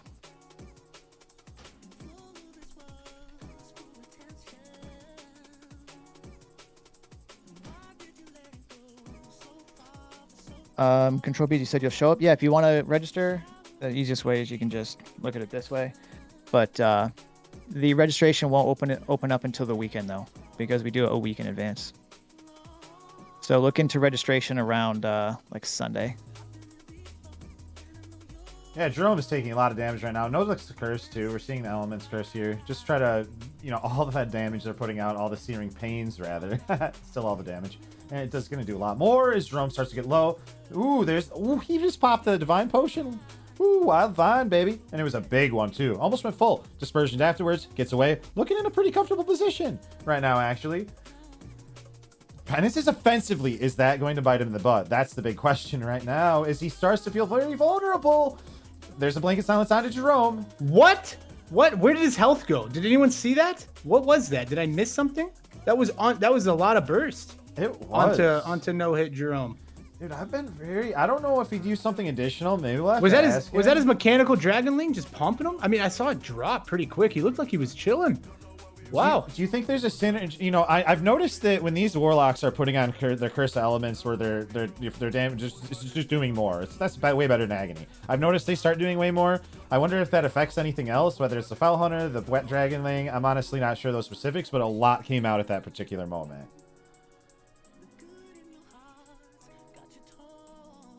I've definitely noticed when that curse goes on, the damage starts ramping, though. And it was neat for me to see that, because I saw in the Warlock matchup with it on and with it off, and it was like an opportunity. Like, it was as good as if it was tested just like in a duel, like, and you asked someone to. Because, like, you saw the difference with it, without it, and it was like, what the heck? That's a big difference. And it was just seeming pain damage afterwards. Wow, in those other duels. It was crazy. So, yeah. See what happens here. Money shot, it is first come, first serve, but after that, anybody who signs up after, we have a 32-person cap, which will hit when we have Alliance in here as well. But anybody who signs up after that, it's still first come, first serve on a standby list. So if somebody drops or no-shows, you'll be replaced by someone in the standby list in order that they signed up. Duel's gonna get started here. Just a lot of instant cast right now.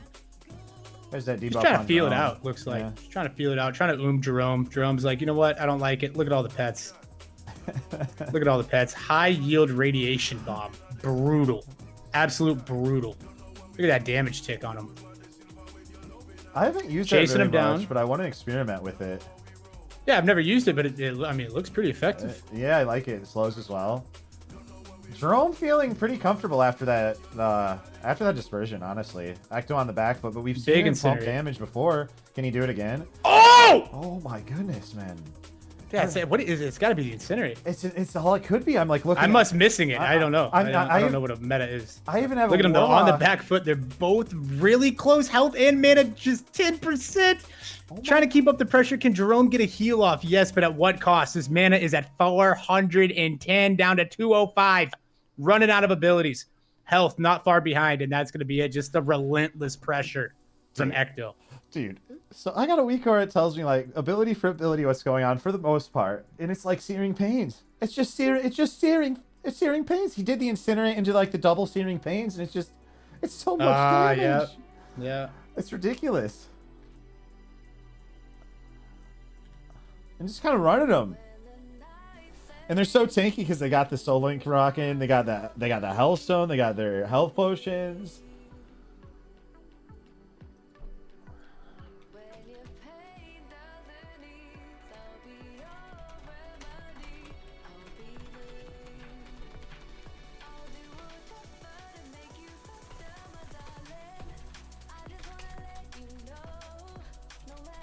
Great fight with those two. Ecto moves on. He'll be facing you with the Feds next.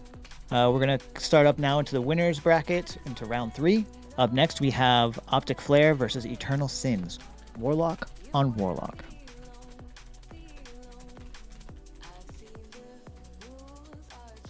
Optic Flare and Eternal Sins right here.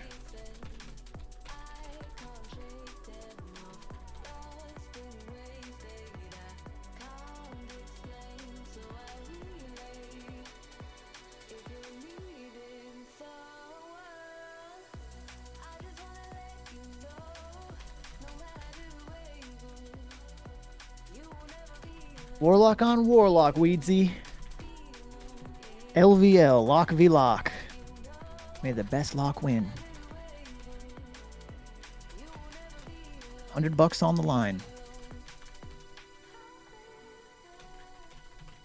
These tournaments will be ranked once we bring in Alliance. So rankings will be in play. And they'll be updated every week after the tournaments. So you can view them, see who's up top, see their player record.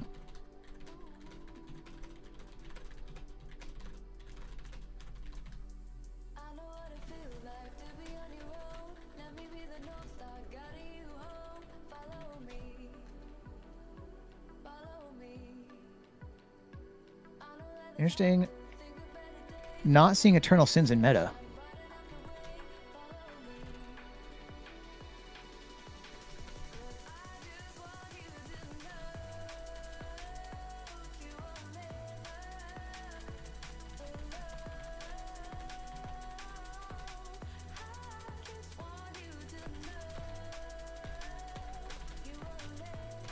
Looking for the banish on the pet. Yeah, see, I was surprised we didn't have more banishes come out last time. Oh, and Eternal Sins is gonna take it. Unbelievable, just whittled them down. Just didn't have the NS Hellstone healing pod that he did in previous duels, it seems. It's the first Warlock I've seen in a duel tournament that isn't a giant purple Voidwalker. So, or that's not a Voidwalker. But great job by Eternal Sins. What spec is he playing? Does anyone know? Destro?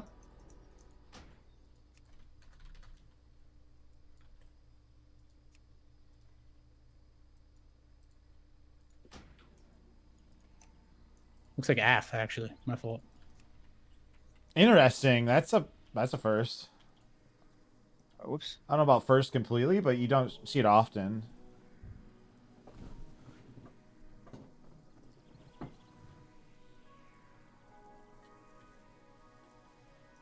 Yeah, I believe that's Affliction. Or I'll check after this game too. I'll look him up. But yeah, here we go. Yeah, there's a Siphon Life. Yeah, it is. So yeah, definitely Affliction. Full dots there on him. We are going to see the Curse of Tongues going on onto Eternal Sins right now as well. Something to note. Which, you know, it's Affliction, so it's not the biggest deal in the world, honestly. This is getting very close. Yeah, he's really trying to stay alive. Ooh. Not gonna... Oh my god, 1-1. God, it really does come down to the wire. Yeah. Spells landed. I gotta say, I'm impressed Affliction was like doing that much to an SL lock that's just wait till next phase, man. I cannot wait to have these duels next phase because it's gonna change everything. Aflocks are gonna be dangerous.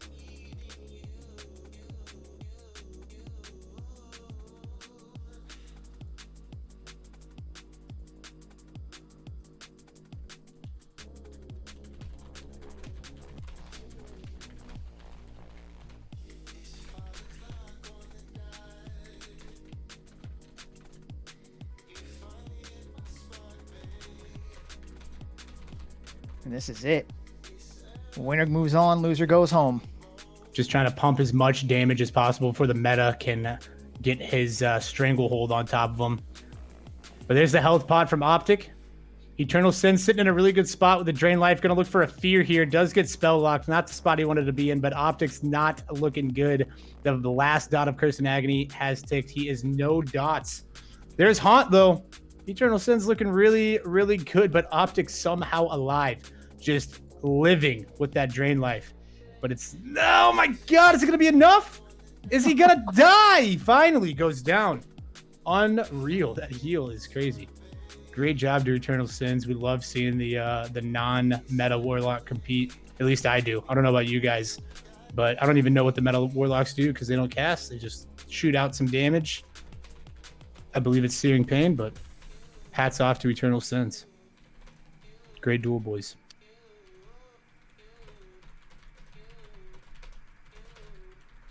Eternal Sin's moving on. Optic is not out. Optic is now moving down into the loser's bracket. So up next, we have Xane versus Corvina. Shaman, Rogue.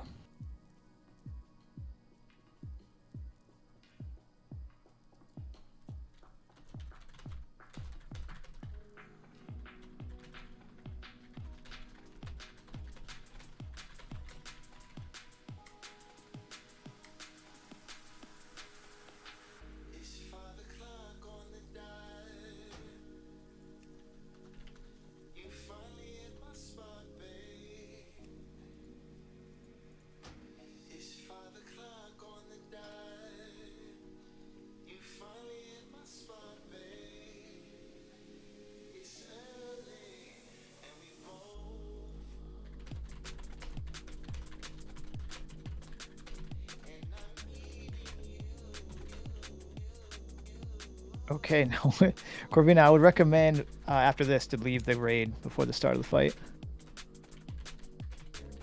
Full kidney though, but he does have the flame shock on him. Here's the health pot. Frost shock. He's not going to be able to kite, but can we land a gouge on the freedom totem? Not sure, but there comes the blind. Poison resistance out? It is. It is. The rank 1 lightning bolt into the earth shock. Ah, that poison totem. He had it. He had the reset, but it was so far away. It was a good tick.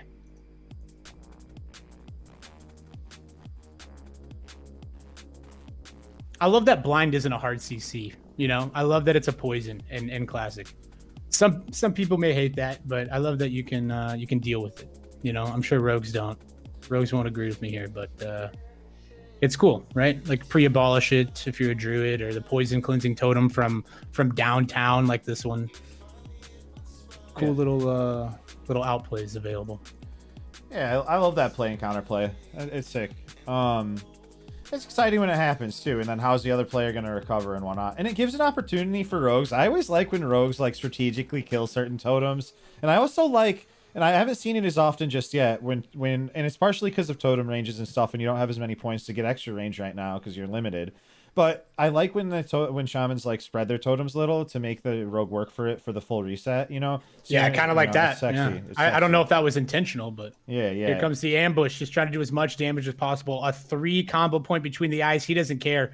He didn't think it would land anyway. He's just trying to do as much. The big iron bomb doesn't land. The kick out of the healing wave, but can he do enough damage before he gets another shock available? No. The answer is no. The shadow step came in a little too late. But great effort from Corv. Yeah. Good duel.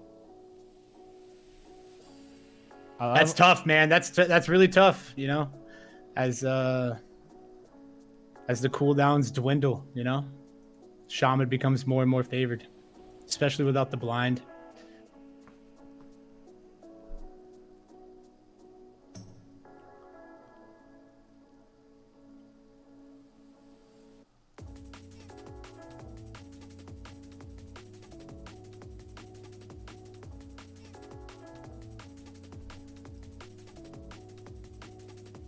So up next, we have Josito Jones versus Prodigy. Keep the rain. Yeah, I did see somebody said mute the rain. You don't like the rain noise? Who said mute the rain? A Californian, probably.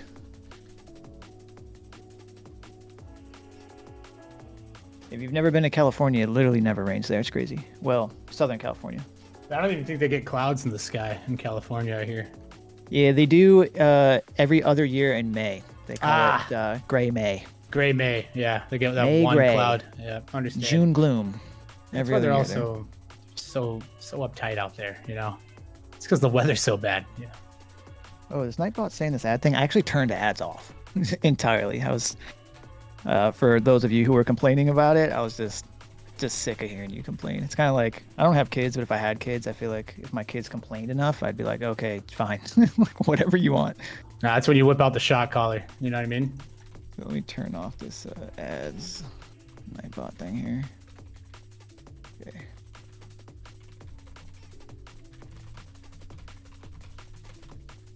I didn't turn off the rain. It's every time you can tell when I'm clicking off WoW because you'll stop hearing WoW noises.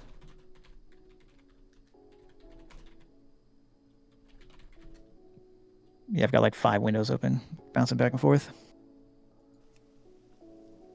See, like this? You know what I'm saying? That means I clicked over at the brackets. All right, and they're off. Zito Jones Prodigy. Shadow Priest, Shadow Priest.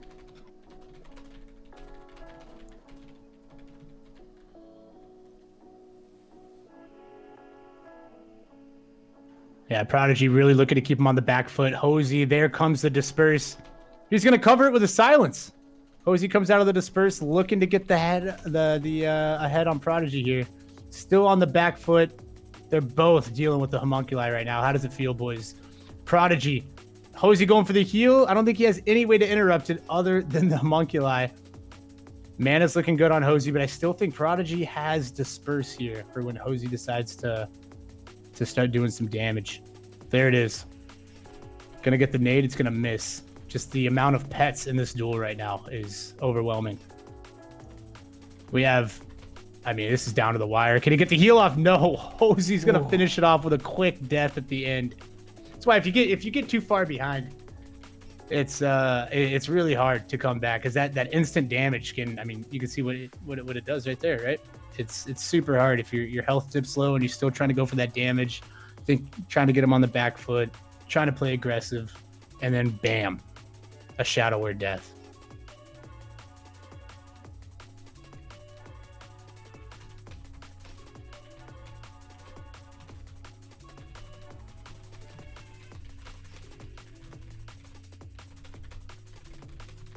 Walter, you saying thank you to us for doing this? I'm going to assume that you are, and you're welcome, man. This is literally for the community. There's no money to be made in this, if you guys didn't know. So there's like if any money is made, it actually just breaks even is what it does. A lot of work goes into prep too. This isn't like you just throw this up.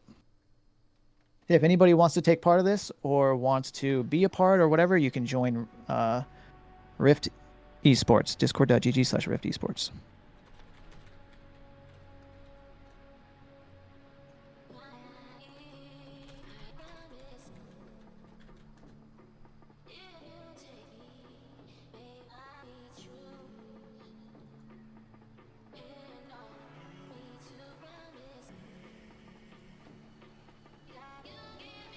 They're trying to hide here within the crowd, but Shadow Priest, the Iron Grenade comes out, but doesn't land. The answer is no. It does land on the Flatland Cougar, though. Rest in peace. Hosey's going to come out with and he lands it. Here comes the Mind Blast into the Disperse. Great Disperse by Prodigy. Trying to find some distance, trying to find some health, trying to find a way. And that's it. That death right out of the Disperse is going to be it. There's no way a heal. Good dual poppy from Hosey. Hosey actually using a banned consume here. The duel will be null and void, I believe. Oh, again? Yeah, Josito, that's 2 times, Josito. Get him out of here. We redid your other duel.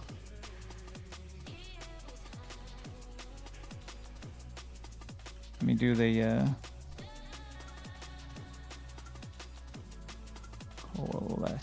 coalescent or coalescence? I mean, coalescent. I don't know. That's good enough. There's nothing. There's nothing even remotely close to its name. So +1 stats isn't really a deal breaker, but yeah, none of that. It's a penalty. Let's see here. So Zeta moves on. So up next we have Moonfire Beam and Noose. Ooh, this is going to be one heck of a fight. 2 powerhouses. Fire Beam, Noose. Moonfire Beam. Noose. Both of them are doing insane damage. I haven't seen this matchup. I would imagine Shadow Priest has the upper hand. Kind of depends on the kiting situation from Moonfire here. It's going to be a battle of attrition when it comes to mana. A lot of damage coming out already from Noose. Moonfire is already on the back foot, just hoping to get a proc here. Going to have to deal with the silence. There comes Survival Instincts for the 30% extra health, but it will take it away from him. Can he recover from this? It seems so hard. What does he do? Get the heals in. I mean, he's a jumping target dummy. It's so difficult to get to recover from that to a point where you feel comfortable enough to start doing damage.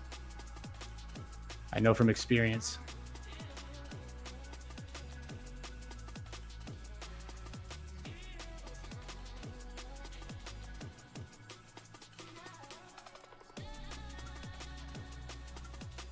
While these guys are eating and drinking, I'm just going to let you guys know PvP is endgame hats. These are custom made by someone within our community. They have a family business they've been running for 20 something years. Custom printed. If you want these, let me know. I can get you one. We don't sell them. We don't make like a bunch of them or make money on them or anything. But if you are interested in a PvP is endgame hat, just DM me in Discord and we can get you one.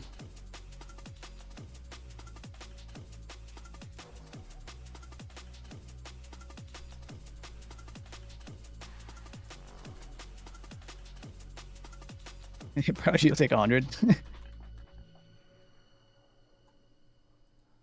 Also, if you want the hats custom with your name on it, they'll custom print as well. Just 10 extra bucks for that.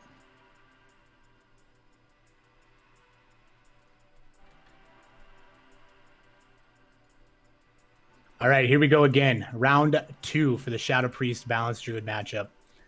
Moonfire sitting in a better spot. Oh, he's deleted him! Oh, baby. Deleted him! I wonder what that hit for. Yeah, I mean, that's really kind of what he was looking for the whole time, right? Now he's off the back foot. He gets the stun. He gets the setup. He doesn't have to worry about the silence, and boom. When in doubt, crit it out, baby. Well played. Holy crap. And that's The damage is unbelievable out of him. He just deleted him. Holy crap. like. How does he react? It feels like Druid's a lot of kiting and looking for the opportunity for the Starfire and casters. Usually there's a little more opportunity, and it was hard to find it the first round with the raw aggression coming out from the Shadow Priest, so there wasn't a lot of time. But that time, he found a quick opportunity. And Yeah, that only stun took really one. set him up, huh? Yeah, he's Here we just go, fishing 1-1, for baby. him. He's just fishing for What him. a duel. Trying to get the drinks. Moonfire going to open up at range here to get that silence out of town. Noose is going to respond same way. Just getting some distance. Let the dots, let the homunculi go to work. He doesn't even need to be there. He's on vacation. Here comes the death, trying to get a damage early. Waste Moonfire's mana. Noose retreating now. Not going to get one shot again, he says.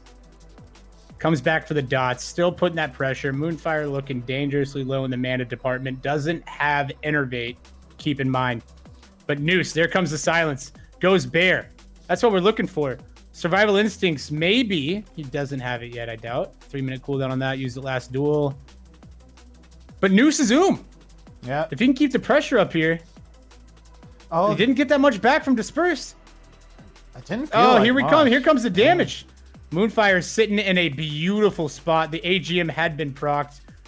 Hopefully mitigated at least 1,200 damage. It is a 600 to 1,200 absorb, so it could have been either way. But the damage, Noose, is he going to be able to get the heal off? Oh, and he doesn't. Oh, super close. Well played by the Beam Man himself. Great duel, guys. And That that's, was looking like it was Noose all day after round 1. it really did.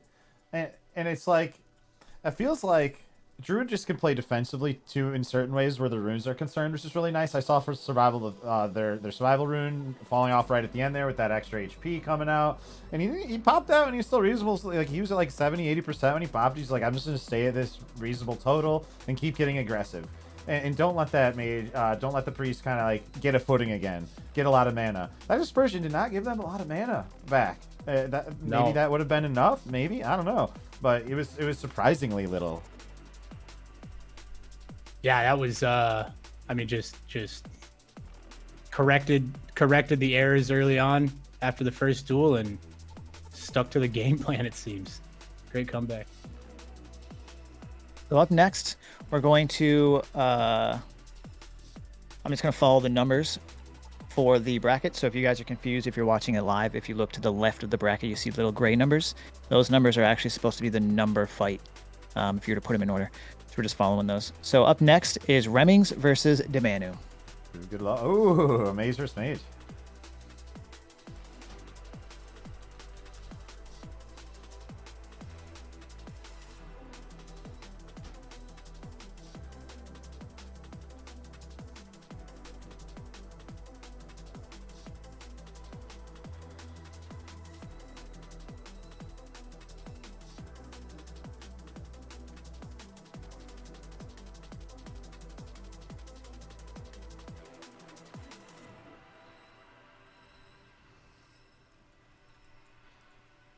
All right. So we'll get started. Reming's already about half HP. A few more crits coming out there. There's the chronostatic preservation. Dumanu is just sitting in that fire right now, eating it up. Instant cast Pyro coming out, and it's going to get the stun too. Are we going to see a polymorph? We do see the polymorph come out right now. Chronostatic preservation. Sleeping does, but we are seeing it targeted with the Will of Forsaken. Ooh, I think that silence did get resisted there, if I'm not mistaken, because it looked like it should have gotten off Chief. There's the ice block afterwards. There's going to be living flames traded there. Both players getting low. Health potions from both these players at the same time, actually. It's kind of hard to say who's going to win. Who's going to get the crits? Living Bomb's about to go off on Dumanu. Remings, chronostatic preservation on them. Dumanu, ignite proc, taking him down. Here comes the evocation from Remings here. Dumanu did not stop it. Fireward cycle. Do they get the sheep? They do. Trinket it out of immediately. And there is a finisher with the Kona Cold Arcane Explosion. GG's first game Reming. One thing that I love that I don't think said yet about watching these events with players that, this kind of skill level is that for anybody who's just a casual dueler, the feeling of being in a duel and panicking and not remembering that you have skills that you can use, and seeing these players just instantly, like their instinct just basically says press this and do this at this exact moment. It's wild seeing that. When I duel, I forget I have moves sometimes. I get so in the zone and I'm so like things are moving so fast.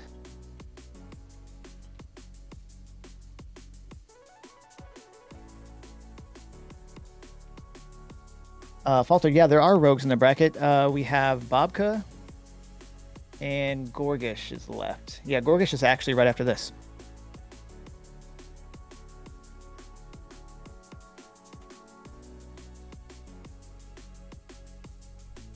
Oh, and a rogue right after that. We actually looks like I skipped. Yeah, I skipped some of the numbers on accident on the bracket. So yeah, two rogues in a row right after this. 4v is 2 fights after that. So it'll be 3 out of the next 5 matches we'll have rogues. Yeah, rogues are crazy entertaining to watch in my opinion. And they're off. Reming's in the zone. Not commenting on his own match. What? Why not? Because he's in the zone. Seeing the Scorches come out there. Demana just kind of sitting in the Living Flame. I don't know. Trying to overpower Remings maybe in some way, but when you're sitting in that Living Flame, that's going to be a problem there. Living Bomb onto Dumanu. Oh, he's Frost as well, note. Defrost must have switched, I think. I mean, yeah, I think. Yeah, because I don't even know at this point. But he is that Defrost right now. Living Bomb onto Dumanu. I was wondering why Remings didn't have it at first, and I was like, oh yeah, I mean, that makes sense. Now he's Frost. Living Flames going out, but it's so slow these days, it's probably not going to connect. Chronostatic Preservation coming out from Dumanu is going to ice block, actually, the Living Flame damage, perhaps. Decides to here. But he's in a fine position. Honestly, he has a lot of health, a lot of mana right now. Remings has the work cut out for him, does use that mana gem there.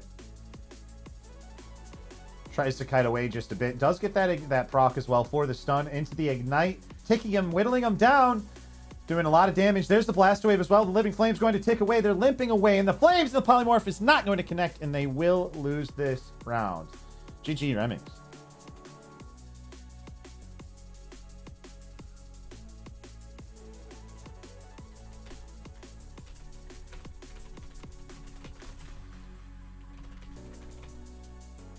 And now Remming, snap Yeah, back to great reality. duel by both those mages.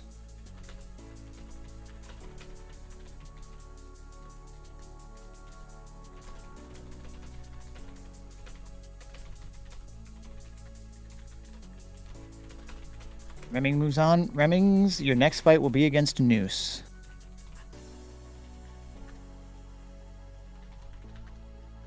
Up next, we have Gorgish versus... Is it ZNN or is it Zin?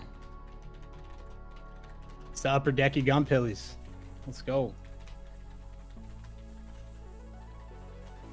The Zin himself.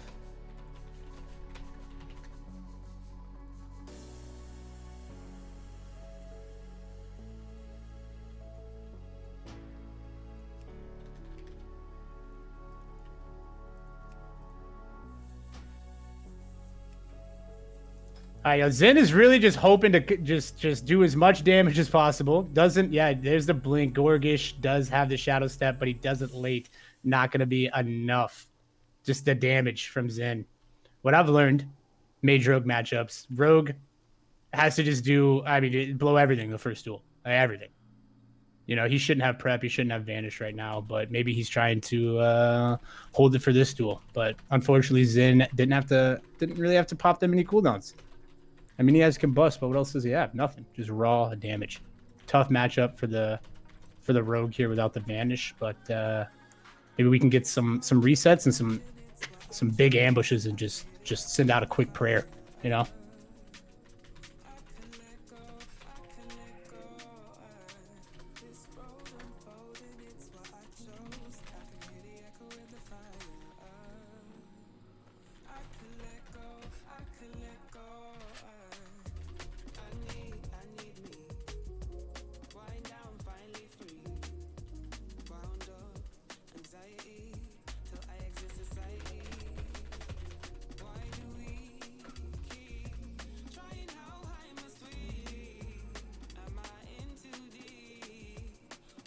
Got the regen up.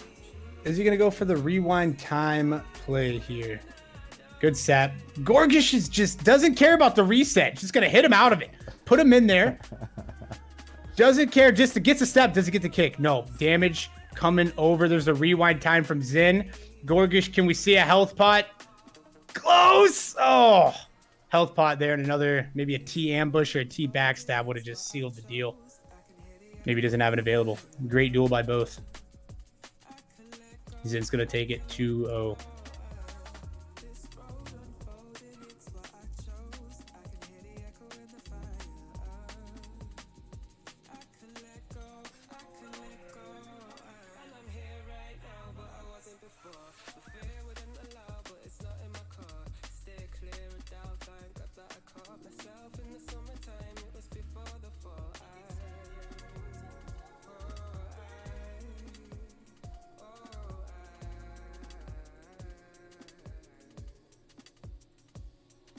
Okay. Up next, Ecto, you with the feds. Warlock, Shaman. If anybody is watching and you want to know what class they're playing, if you look on the fight card up above at the top of the screen, you'll see at the beginning an abbreviation. S is Shaman, M is Mage, H is Hunter, R is Rogue. The only one you're going to see is Priest is PR and Paladin is PA. Warrior is WARR and Warlock is Lock because they both start with the basically the same, like WARR and WARL look so similar. But you can always see their class at the top. Face Mox, Warrior, they need some love. That is one of the topics coming up. Currently, the help that they get is they're the only class that can use free action potion, and they can start the duels with 50 rage. That's currently what the help that they get at the moment.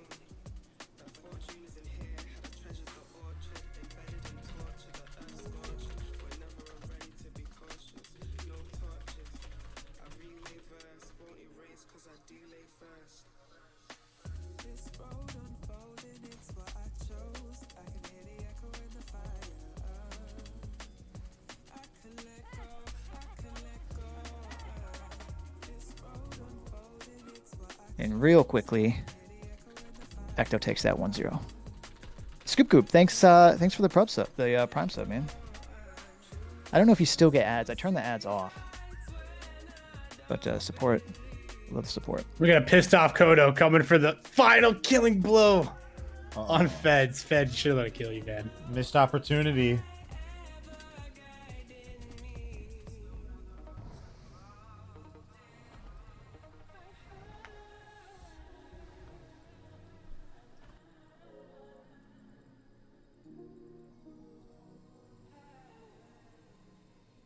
I do like the rain vibe though. It's like people battling to the death in the rain. Can't see the mud splashing, but there's mud and there's blood. Yeah, it's a mud bowl, baby. It's a mud bowl out here.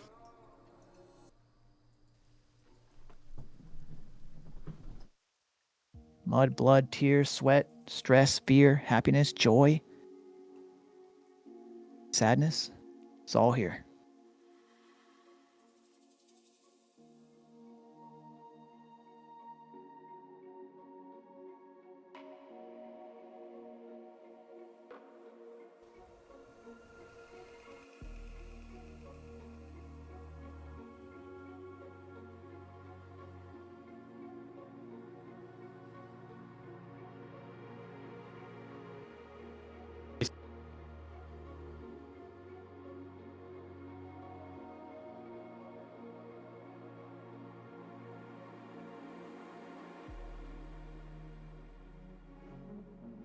Oh.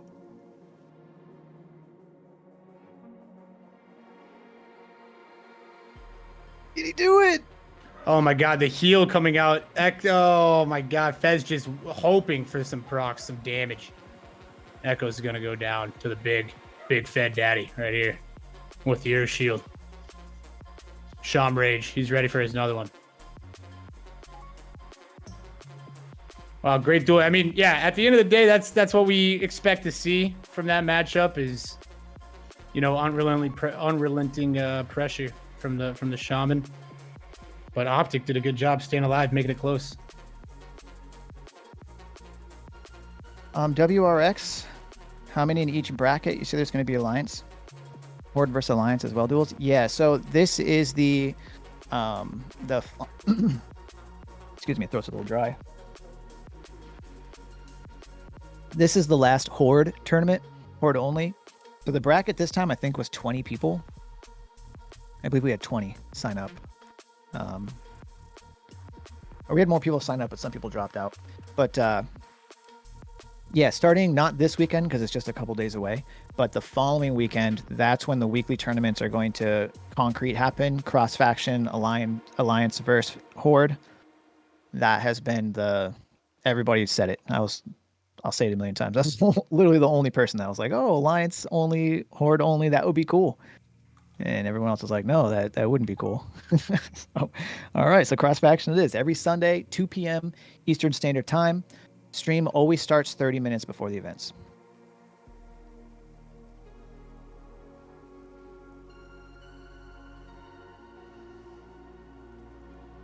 EU as well. Yep. Europe. That's why it's at 2 p.m. So EU can sign up. Oh, you mean EU server specifically? Hold on.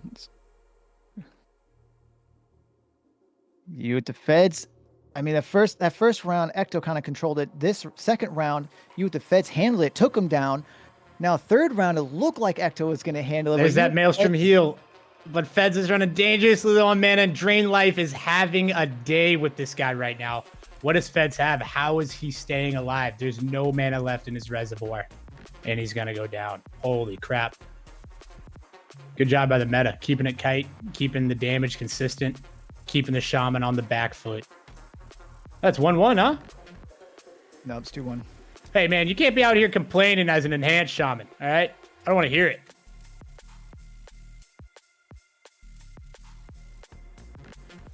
Okay, so Ecto moves on to face Corvina. So up next, we have Prodigy versus Bobka.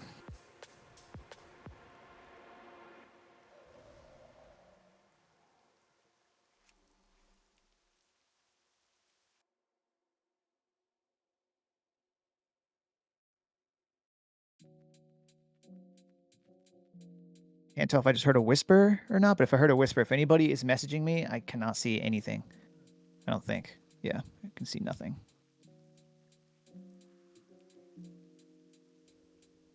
Prodigy, ready to go? Where's Bobka?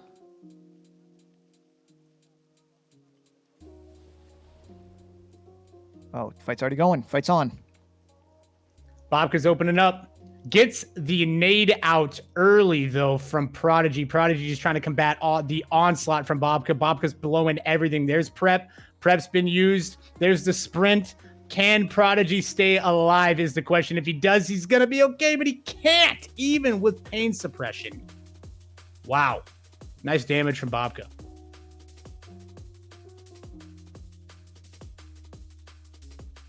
But now the tides have turned. Bobka has nothing. And now Prodigy, all he has to do is live and rot him to dots.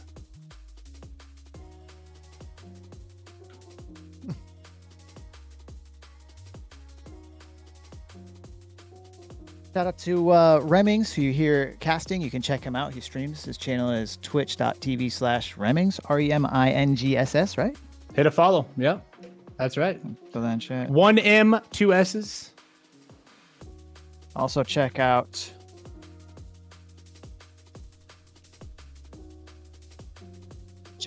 Caster Jeff. You see his channel is OG Jeffrey. That's a huge mistake. I wouldn't do that if I were you guys. It's pretty fried over here.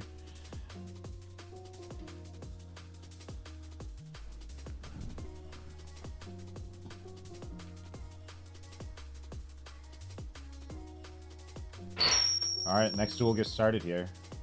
All right, pretty sure we're going to see exactly what we were expecting. No Skull, no Devouring Plague. Oh, Prodigy tries to come out with that nade early. That would have been Take that would have Bobka been a out stealth. play. That was cheap shot. But here we are. Bobka has absolutely nothing. He's sending a quick prayer, trying to do as much damage. There's the blind to follow it up. He doesn't. I mean, he has no way to reset here. The homunculi are preventing that, and he has no vanish, no preparation. But there comes the AGM. Will have forsaken the fear, trying to keep the pressure on.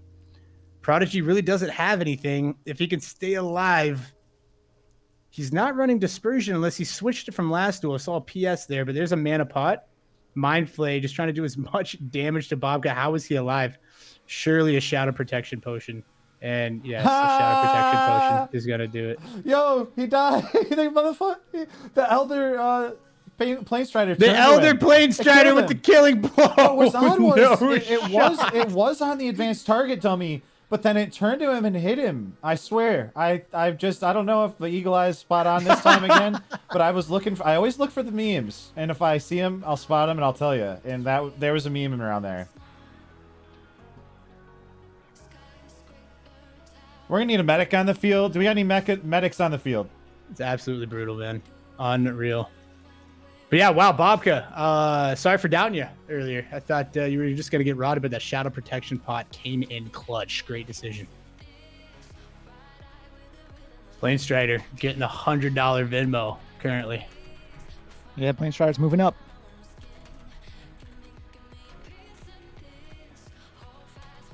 So up next, we have Noose versus Remings.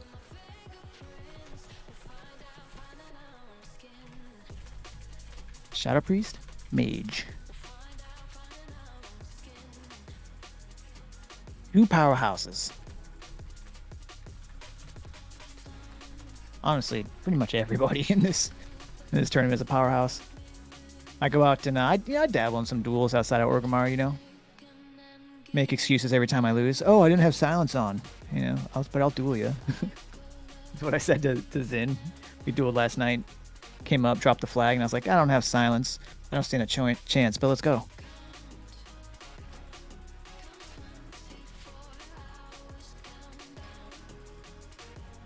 And they're off. All right, here we go, baby. Grenade goes down. Is going to get the free sheep as a result, but does trinket out of that pretty quickly here. Gets another resheep. Not going to be able to get out of this one. Remings just pre-chronostaticking themselves back up. There we go. Easy peasy. Half HP from a Shadow Word Death and a Blackout proc. Feels good, man. There we go. Another chronostatic puts him back to a better total. Blanket Silence is going to come down onto Remy afterwards. There is the Mind Spike into the Mind Blast into the big dam. First round of news. Yeah, not too sure what the mage was thinking there. Running the wrong rune, not really playing it correctly. Hopefully the second duel he can get his shit together and not get silenced in one shot. So we'll see. I was like, wait a second. Was I targeting the wrong guy? Let me second guess myself there, buddy. I already do that daily. What the hell?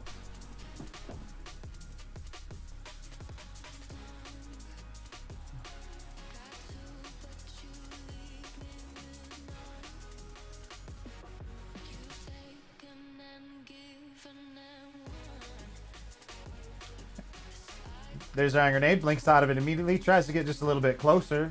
And there we go. There's going to be the Sleeping Dust there. Well, the Forsaken's in, actually, there. Blanket Silence onto Remings. There's the Mind Blast into the Shadow of Death into the Mind Flates. Enough to finish him off. GG's play. Yeah. GG's. Played that horribly.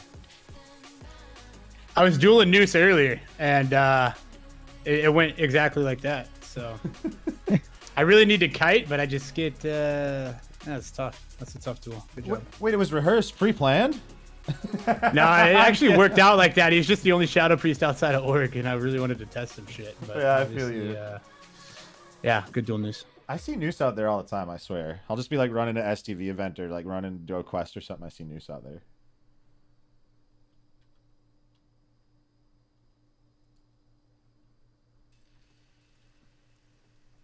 Up next, we have ourselves Optic Flare versus Zin.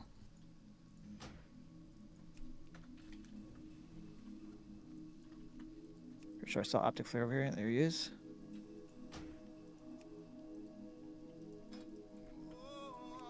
So I have a... This is telling me that my bit rate was low earlier. Did you guys notice like a huge drop in quality or anything in the stream with the low bit rate? Like first half of the stream?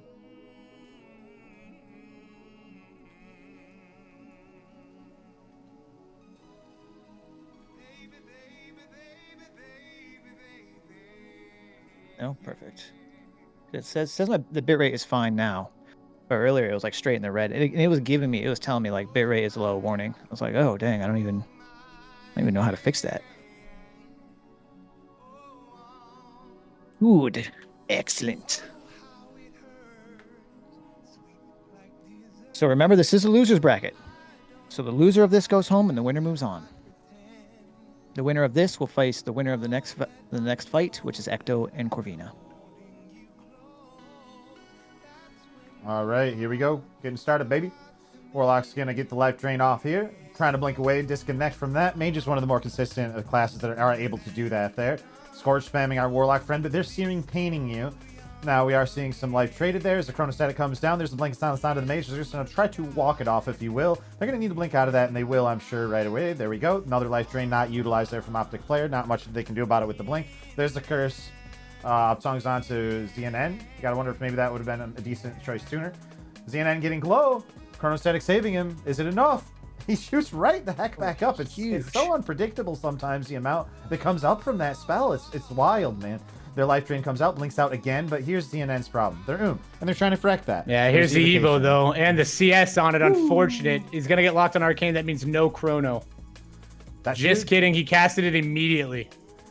Honestly, sometimes it's hard to know when it's going to lock it in for how long. If it was just a blanket silence, it might have just been a blanket silence there. Yeah, it must have been. There's a Chronostatic, but it's not enough. Yeah, unfortunate. So close, then. So close. Yeah. Great duel. Great duel. Yeah, I don't know if the CS went off or not. I didn't see the cast on the Evo. I thought he silenced it for sure. I think he silenced it. Yeah, I did too. The question is, maybe that just silences it and doesn't lock him. But I'm not but 100%. So. Yeah, it's weird because he said CS got reflected somehow. Oh. Weird. But I'm pretty sure, so because Chrono is a Arcane Fire and Frost spell, pretty sure if you get locked on Arcane, you can still cast Chrono, but if you get locked on Chrono, you can't cast anything. Oh, wow. What an interesting interaction. Yeah, it's and I might still be wrong on that, so correct me if I'm wrong, anybody. We'll have to but play that out later or something and try it. I believe that is right. Very interesting, though.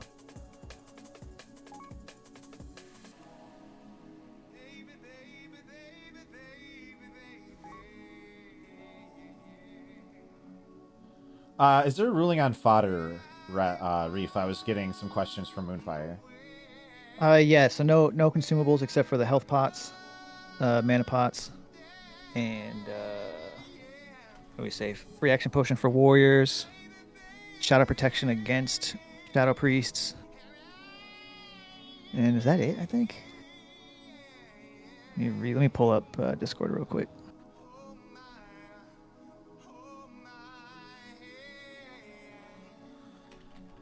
And currently magic dust.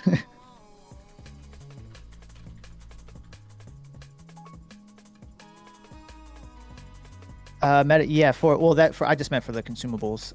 But yeah, for meta locks are no drain life against melee.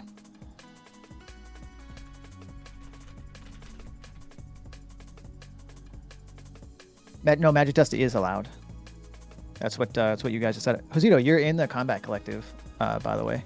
So if you go into the Combat Collective channel, that's where the conversations take place, and everybody can read it. It's wide open, full transparency. So if you want to know what the Combat Collective are talking about, just go into Rift Esports, go down to the Combat Collective channel, and you can read it.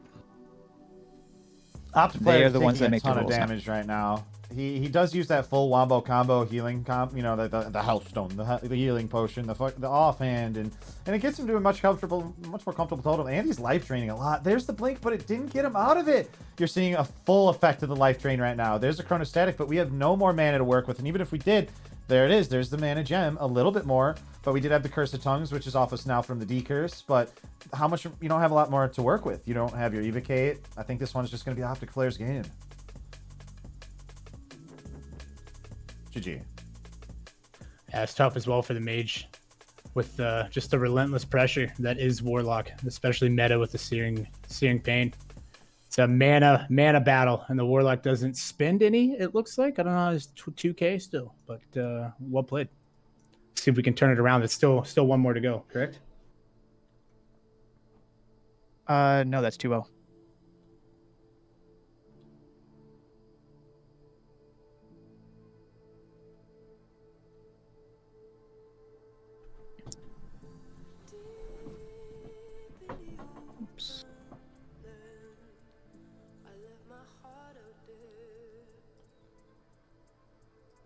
Okay, so Optic Flare moves on. Up next, we have Ecto versus Corvina.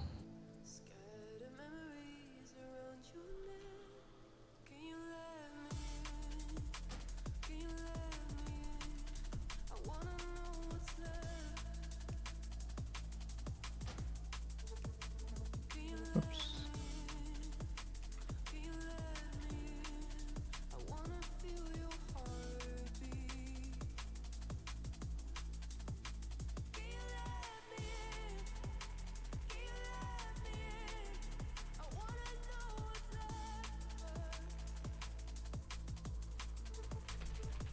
So this earlier, what we were talking about with the meta rules is this is an example right here. I've heard Basically some tournaments that have meta lock, they just make them use rank 1 drain life against melee, so it's not as effective. And that I think that's been effective, like trying to balance it out. But there's a cheap shot. Corvi wasting no time, just sick of seeing the lock in front of him, followed up by between the eyes.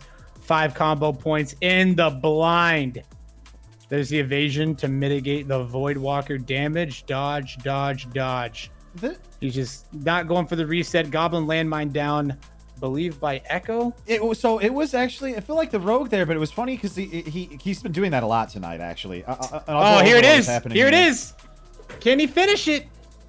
There's the Healthstone, man. Whipping right back up. That's a pet sack as well. Voidwalker's gone. Big radius bomb. Corvi. No answer for it. Domesticated chicken as well, huh? Yeah. So trained the chicken and used it against him. Brutal. Corvi's been putting that landmine a lot down tonight. And he did there again, and he blinded. And it was interesting because I thought that would have hit way sooner because he was getting blinded right over the landmine, and it was not tick. I'd say it was near the end of the blind, maybe it went off. But I was very surprised by that. I thought it was actually going to be almost a negative thing. I like the landmines. It's pretty fun. Yeah, landmine is good, but it comes at a cost of the iron grenade. Doesn't it put it on CD? That's also true. Yeah, that's a very big downside. It's a big stun, big game-changing stun.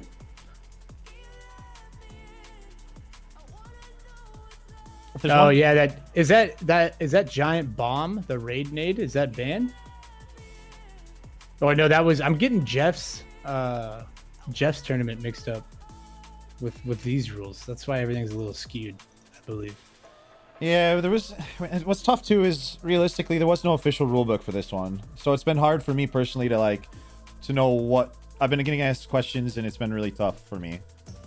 But that'll be corrected, I'm sure, as the vanish goes down. Yeah, these are trials. These are trials. Yeah. Here we go. Looking for the first aid. Corby opens up there. 5 point between the eyes. Can he do enough damage though for it to matter? Followed up by the grenade into the full gouge. No pet though, but there is a dot. Hopefully you can get a reset though real quick. No, not going to happen. High yield radiation bomb coming out. Corby's like, why? How do I deal with this? Look at the poison just tick away. God, that's I just ate him alive. We got to ban that. That's a bomb. I mean, that's an ability right there. Look at that. And wow. Sometimes it's hard to differentiate. Is those searing pain spams? Is it from the curse of the curse of resistance? Like all that is the grenade. I tell you, it surprised me how much these locks are pumping out, just like spamming that searing pain. It's quite a bit of damage.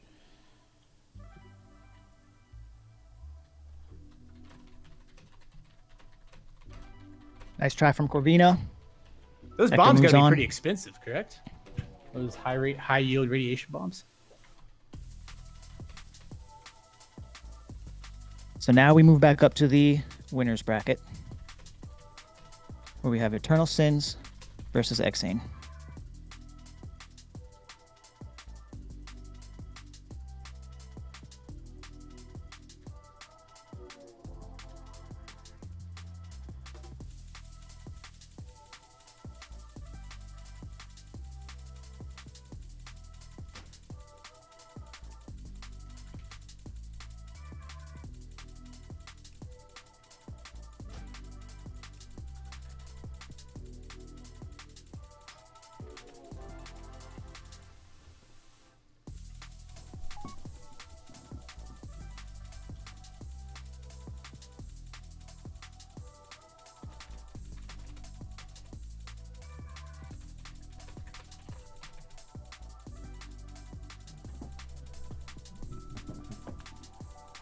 Like Exane helping him just get that last couple percents right before the fight.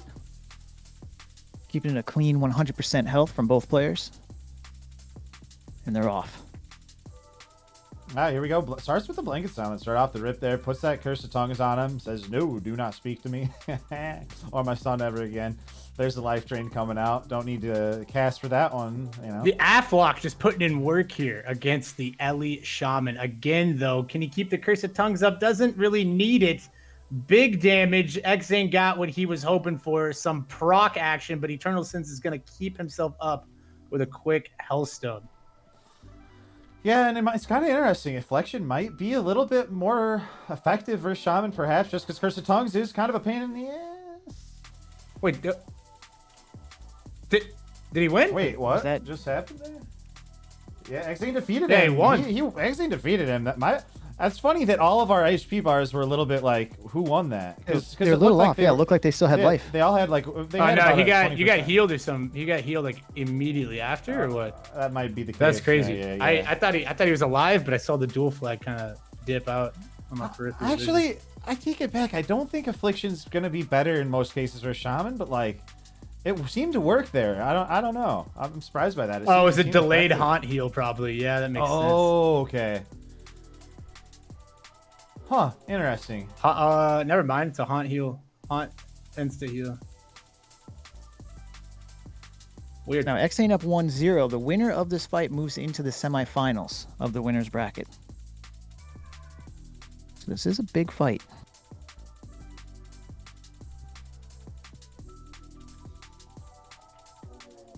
Technically the quarterfinals for the winner's bracket.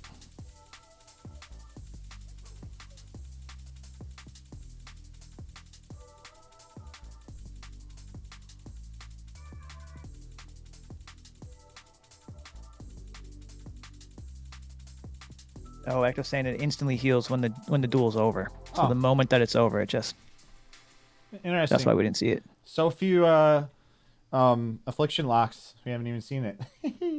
There's a grenade coming out. And the blanket silence. He tried to follow it up with that big chain lightning afterwards, but you're gonna just see the blanket silence coming out regardless of that stun. There's the tongs on the shaman just in case they want to cast anything. Eternal Sin's getting very low, feeling the pain from There's the that AGM. shaman. Big. That got Yeah, either purged AGM's or killed pops. instantly. That guy got killed instantly. If I don't know if it can get purged or not. There's the haunt heal keeping him up. Back down though. Just get off of me, he's saying.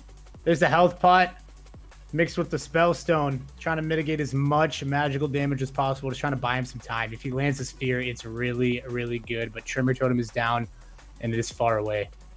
There's grounding just for the extra cover. Oh, and the instant lava burst just for the overkill. GG. Had it all along. He had it all along. Great duel, Mr. Eternal Sins. Repping the Affliction Warlock. Can we get a round of applause for this guy? Not being a giant meta in a dueling tournament. Much respect. Love to see it. Yeah, I was surprised it was so close, regardless of the fact that you weren't seeing that meta coming out. Very different spec. No Soul Link either. Lots squishier at that point in your cloth. Wait, I get this wrong? It's not 1-1 right now? Now I think Sen's lost the first one. Yeah, he did. Yeah, 2-0 Xane.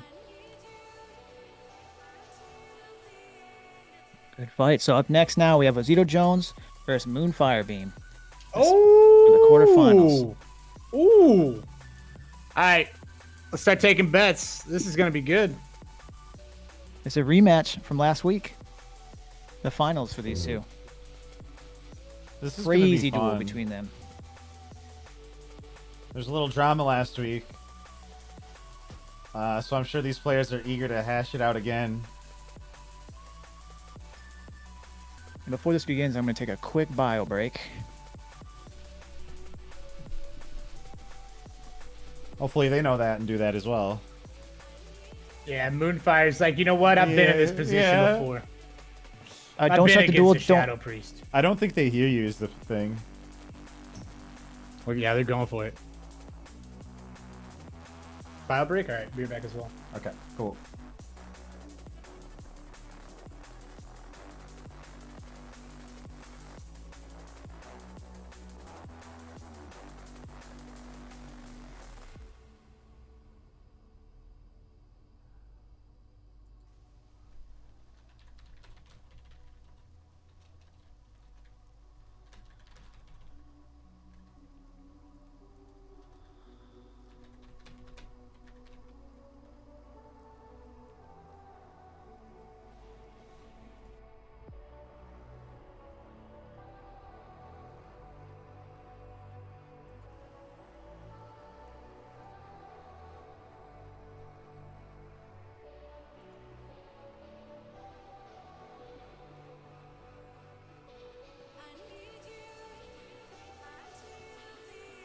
Okay, back.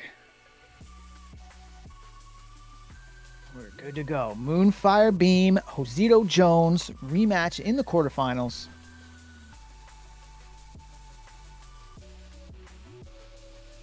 They fought in the finals, which is best 3 out of 5, and Moonbeam took it 3-1.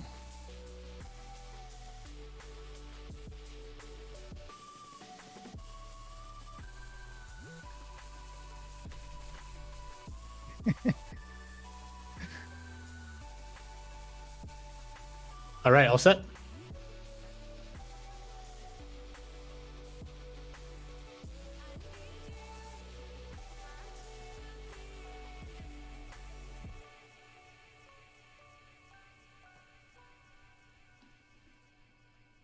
And Moonfire's taking a quick bow break too.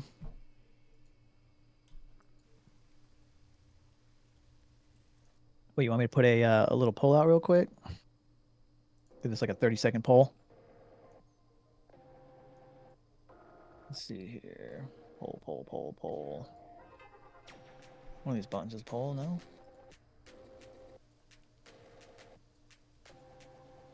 Oh, it's too late. They're already off. Here we go. Let's see it. Off to the races on the mount. And he gets on his undead steed, galloping away. Yeah, it's smart starting on the mount here, just in case Moonfire does open up and Bufu Zimbabwe here. And that's exactly what he does. He's gonna mount at him, run him down.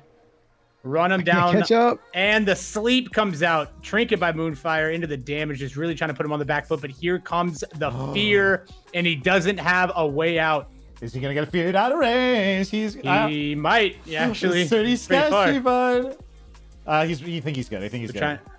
They're trying to fight back in. Yep, here it comes, though. Hosey is on the back foot. Moonfire in bear through all of this. Really, really good bear. Hosey does have fear in 2 seconds. Is it going to matter, though? Moonfire's damage is insane. Here's the full fear. Now Moonfire, I think that might have been it for him. If he can find some mana, some way to stop this. Now Hosey's going to retreat here.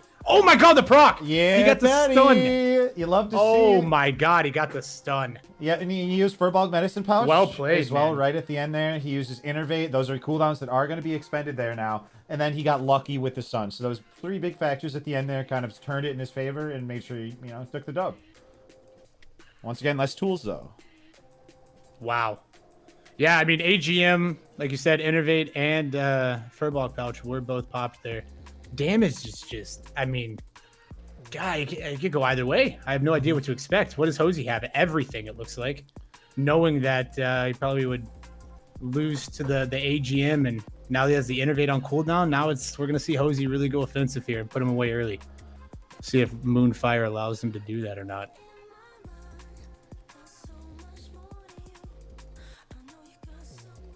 And it seems to come down sometimes like where the blackout procs are coming from. Not exclusively by that, but when you hit a big like blackout proc or stun from the Star Surge, like it's a big deal.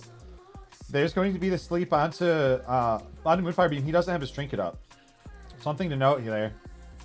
Yeah, there comes the sleep. Hosey looking at half mana here. And he's fearing him. Comes the fear. Dude, Yeah. Moonfire doesn't have trinket, remember?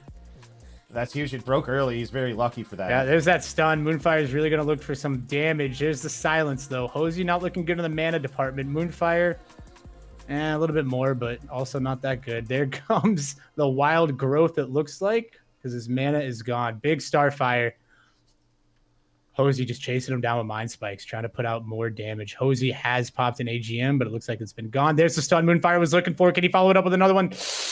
Oh, but he gets the shield off just in time. Now he's and he just gets deleted. Great duel. That could have gone either way. Wow. That last minute shield to protect that last Starfire really, really helped.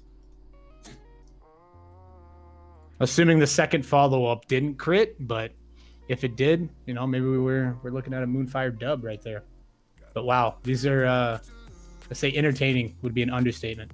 And how suitable would it be, or is it, for it to come down to a 1-1? Yeah, I mean, the way Moonfire's playing it, yeah, it's entirely possible. He's not making a mistake. He's utilizing trinkets, cooldowns accurately. They're both in a very sticky situation here. Moonfire may have trinket up. Hosey doesn't have AGM or any health or mana pots available. So if Moonfire plays it well here, I would expect a lot of kiting. But yeah, I could see Moonfire taking this on a lucky stun proc here. We'll see. I've never seen anybody get more stun procs off of Starfire than Moonfire Beam. So I love how we already have a rivalry here between these two. yeah, it's great. It could go either way. These guys are 1-1 right now. This is awesome. Let's see how they open. There's And I believe Moonfire. they're 1-1 against each Perfect other as a stun. whole. Perfect stun. But he's still on the mount. Yeah. He's gonna go retreat, recover. Moonfire's travel form. He's a mount of his own. Still trying to keep the pressure up. Gets a Starfire. Can he get a crit? There's the dust. There's the dust. Dude, dust is so cheesy. Now without dust, right? Now like, without dust, does he win this at all? Because the dust has been used 3 times. It's difficult, but it gets him a full reset. Posey did clean him. He's looking really tough with mana, but Dispersion is coming as soon as Moonfire Beam gets out of this onslaught and has a chance to respond with some damage. Oh! But does he get a chance? Gets a beautiful Iron Grenade right over the silence. Gets the Wild Growth off. Posey's just chasing him down, praying for some crits.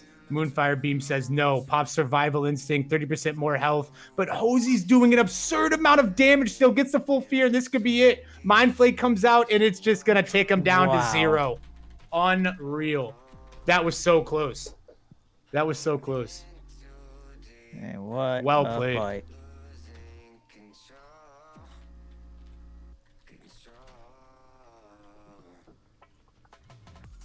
And Moonfire's not out yet. That just puts him down into the loser bracket, so he can make his way back up. We may, or may not, but we may see another Moonfire Josito Jones fight. No, we most certainly will. That's yeah, and I'm excited for it too, because that was so close, right? They dueled 10 times. I mean, I wouldn't be surprised to go 50-50, right? I mean, they are 2-1 as a whole. The first time they fought, Hosey won. The second time they fought, Moonfire won. Now the third time, Hosey there you go. did. So they are back and forth. There you go. So up next, now we're down into the loser bracket. We're pretty much nearing the end of the tournament here. We have Ecto versus Optic Flare.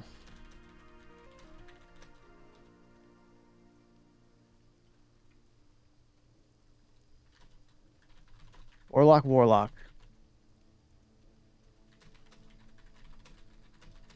The winner of this will take on Moonfire Beam. Up next, we will have Noose versus Bobka. The winner of that will take on Eternal Sins.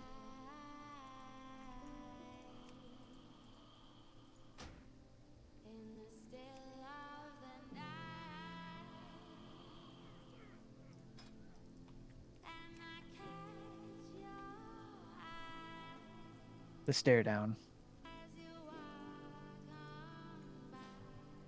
Eggplant versus eggplant here. Purple demon.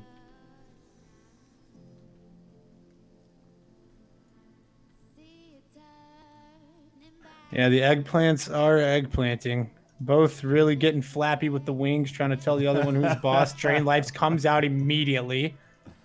Both of them are going to be linked by life here. It's funny because duels like this, it's like they're casting spells, you know, because they have it's all it's like searing. Yeah, you don't really know, pains, but the banishes are going to help there. here. There's a CS on the banish. The banishes really might make the difference. Yeah. Another thing is, are these life drains going to resist? If we see that, that's going to be huge too. Those are big variables. Yep. Curse differential. Look at the curse There's the differential. bomb though. Here's Wait the high yield radiation bomb. You got to get him out of that. Get him out of that. Yep. See, so it just stays on the ground. It looks like okay. You can kite out of it. This is Decent. interesting. Optic Flare is using Ecto's in trouble. The Curse of Tongues right now instead of the Curse of Elements. I don't know if that has anything to do with what's going on right now, but yeah, Tongues is a weird one. Yeah, he might pay for it. Let's see. Can Optic win it? Oh, well, Optic yeah, I won it think anyway. I just think Elements is better there because what are they casting, right? They got the one banish, but it was over with. Or you CS, you took care of it. My thought was the Fear or the Banish, but those are so hard when you have Searing Pain, Instance, and Fell Hunters. So I was, right. I'm unsure. It legitimately looks like two prot warriors just like hitting each other. You know what I mean? Like it's essentially what it is. Like.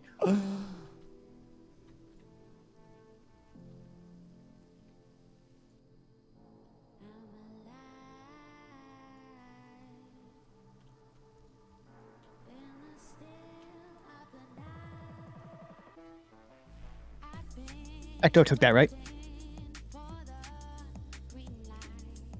Optic Flare.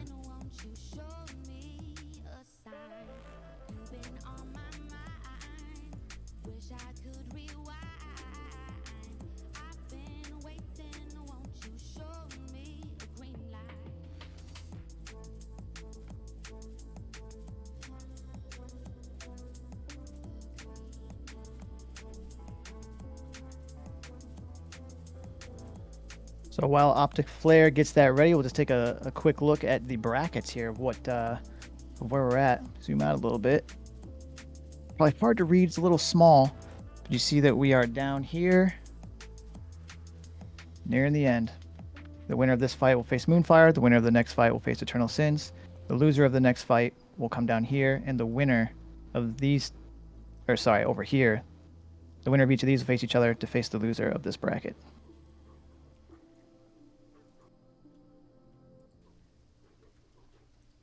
All right, here we go. Get started, baby.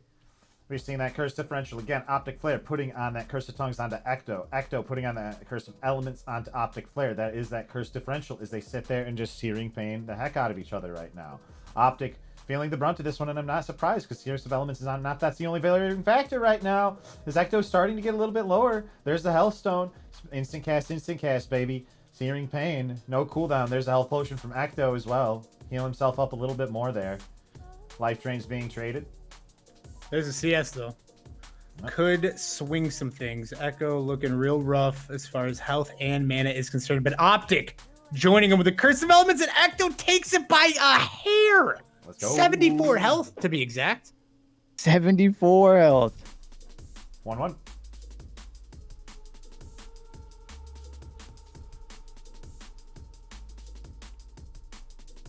I'm going to throw in a little challenge here.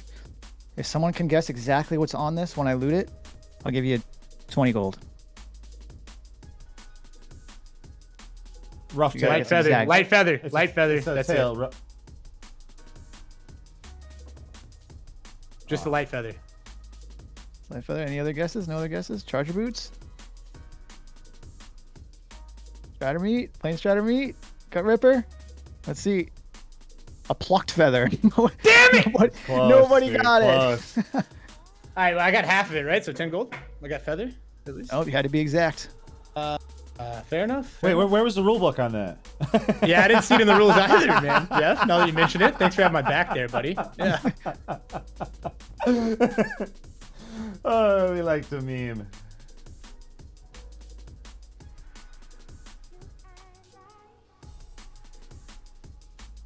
I do want to start, for everybody watching, I want to start a community day. Probably on like Saturdays, maybe. Still hashing it out, where it's just kind of like for fun stuff. We do horse races, for example. We race from, we'll start here in the Shimmering Flats, maybe do some laps, or start in the Shimmering Flats and race up to Thunder Bluff. Winner gets gold. Do dungeon races. You get a team, and we ready, set, go. Yeah, First team to like win. The hardcore stuff.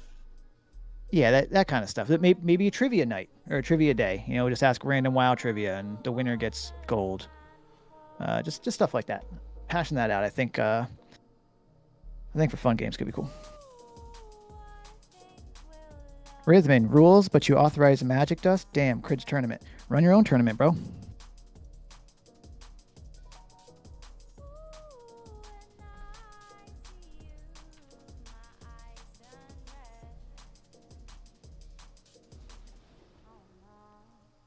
All right, here we go. Getting started. Curse Elements on Optical. Curse Elements on Ecto. I think that's the play. There's no casting. It would be so hard to cast here with so much feeding on you, so many searing pains. Optical halfway. There's a grenade. There's that big Look at bomb that we all have come to know and love, but Ecto says screw that. He's kiting out of it. Optic Flare still on the offensive. Actually, Ecto dropped that. My mistake. Optic Flare trying to recover. Doesn't have a health pot. Does he have a health stone? No, but there's the blanket CS. Can't use it anyway, and he might just go down. Yeah, Ecto with that bomb, man. The bomb does so much damage. Resisted twice. Yeah, RNG. There we go. Be back real quick. Dang, the weak aura wasn't picking up the health. So the Ecto took that, right? Yeah.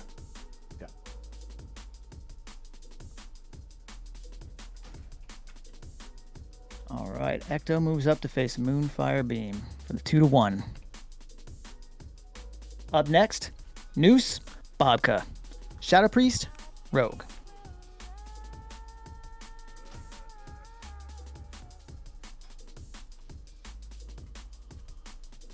Are people allowed to swap runes?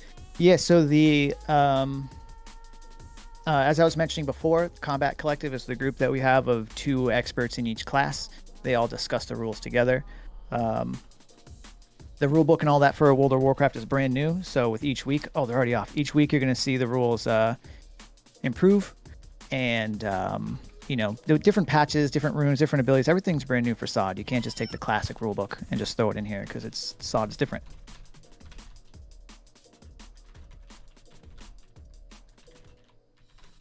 Ooh, I can't. I don't have their. Sorry. I'm sorry.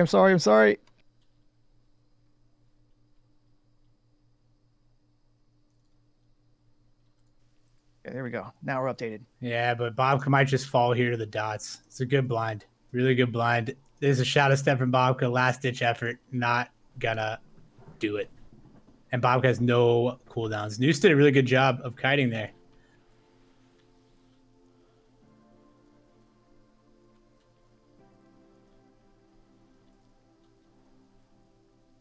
Like, so like rogue don't get like openers? Like hello?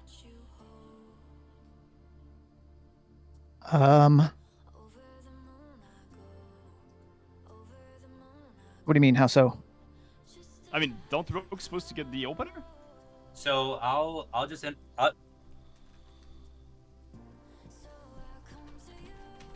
rogues are I'm supposed to get confused like because I got pulled out by like a pet there. Then he just, I don't know, it's fine. Like I will keep dueling, but I don't know. Like I don't know how can I. Wait, I'm confused. You mean that like a pet took you out of So the pet opened on me and stealth? then he ran away and then dotted me. So I had no openers. I was like going to go like sap him and like do my rogue stuff, but I don't know. So he caught you before? You mean like he caught you before you jumped in and got him? So like the pet, he like pre-casted it and then the pet like opened on me. Yeah, but anyway, it's fine.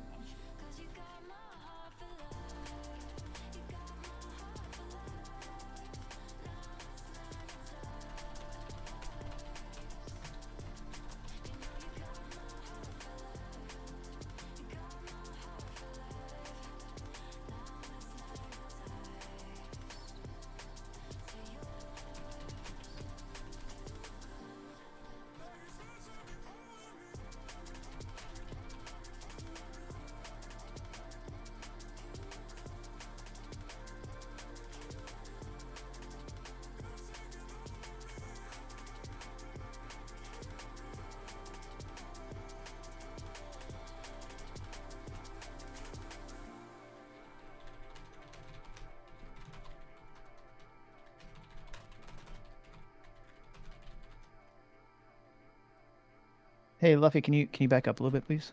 Just a little bit, just a touch.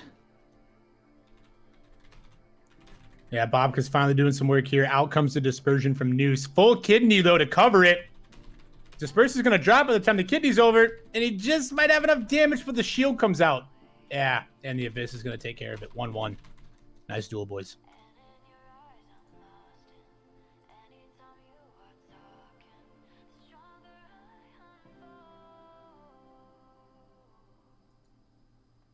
Yeah, so to reiterate what Bobka's talking about, normally rogues get like a 25-second uncontested opener, and there's rules against stalling, so pre-popping stuff before the duels, you'd have to take out the stalling rule. If you're pre-popping a dragon trinket before the duel even starts, then you have to allow the rogue to stall for that dragon to go away, because otherwise it can't go both ways. Oh, okay. So people are gaining an advantage over rogues by doing things that you would never normally do ahead of time, and then rogues trying to open. That's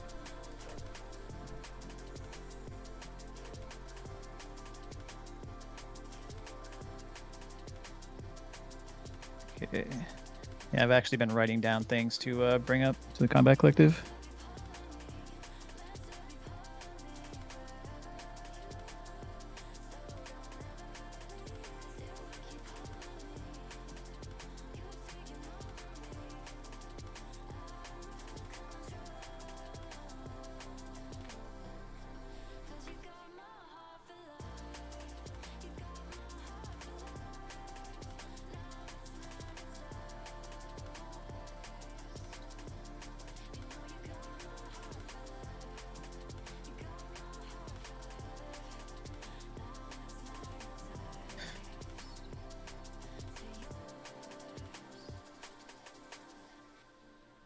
Damn, GG's.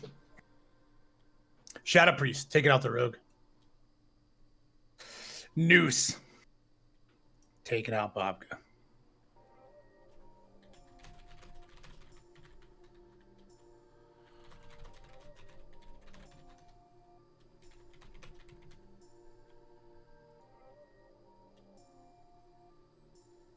So then up next, if we follow the order of the brackets here, up next will actually be Noose. Noose will take on Eternal Sins. Oh, yeah. This is what I wanted to see. The Affliction lock versus the Shadow Priest. Now imagine it next phase when they have Unstable Affliction and Death Coil. All right? It's going to be good. Locks are going to be good. They're good now. They're going to be even better.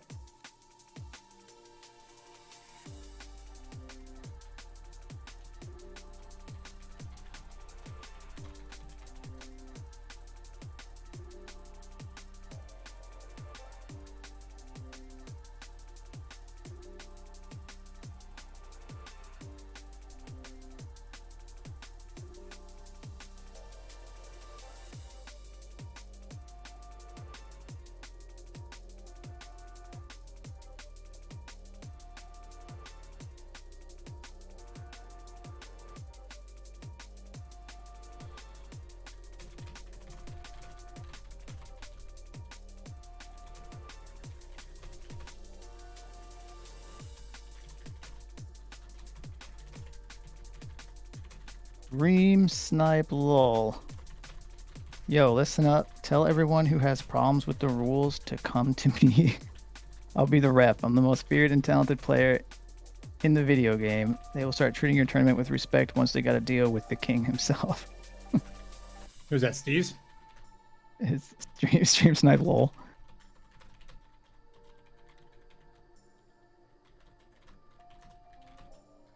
I mean, this is the way I look at it when it comes to any of this. You know, this is to anybody who is, you know, trying to like be upset about stuff or maybe disrespect stuff. All of this is brand new. This will improve every week. This isn't going to be a weekly thing.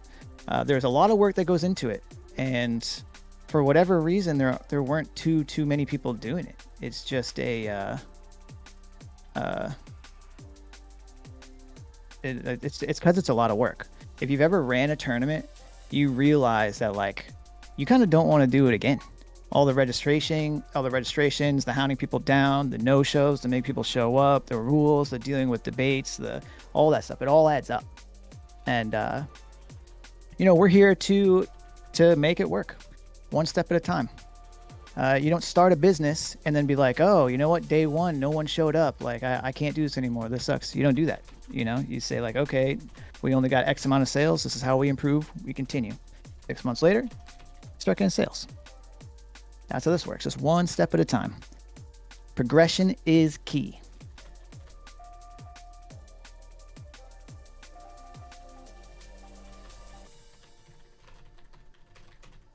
But for anybody who does really truly watch this and have like legitimately like anger inside of them, run your own tournament, try it 3 or 4 weeks in a row, then come back and have a newfound appreciation for what we do here, because this is a lot of work and we're happy to do it.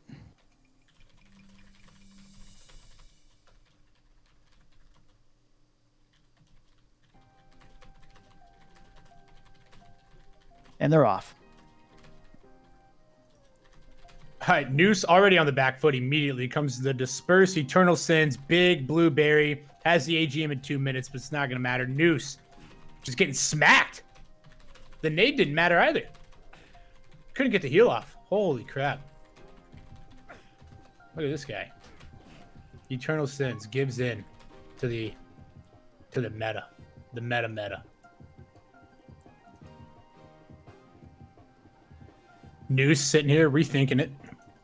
Not sure how to get past the Spellstone, the Detect Lesser Invisibility. I mean, everything. The Demon Armor, the Shadow Resistance. Not to mention the Underwater Breathing.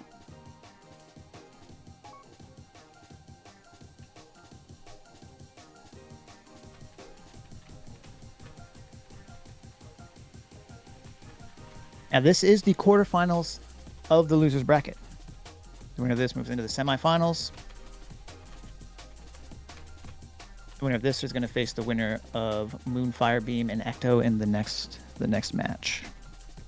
Loser goes home. So Deuce has to win this round, or he's out.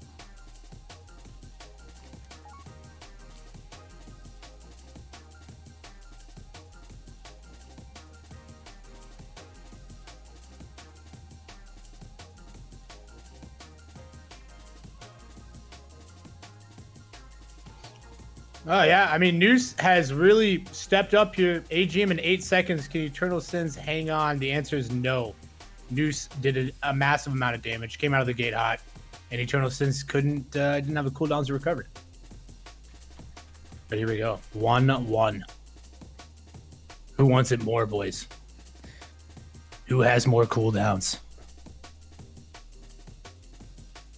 I mean, this is it. Because it's a loser bracket, the loser goes home. Winner stays, loser's out. Deeps one, thanks for the Prime sub, man. One thing, so we are compliant with Blizzard Community Competition License. If you don't know what that is, Google Blizzard Community Competition License. Everything on that, we follow.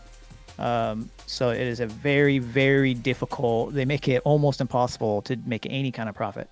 And there are, like, for example, our custom bot, that has its own server that we pay for its own database.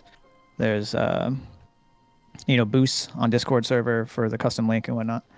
The only way that we can really find around it is subs. Subs are the only way you can profit.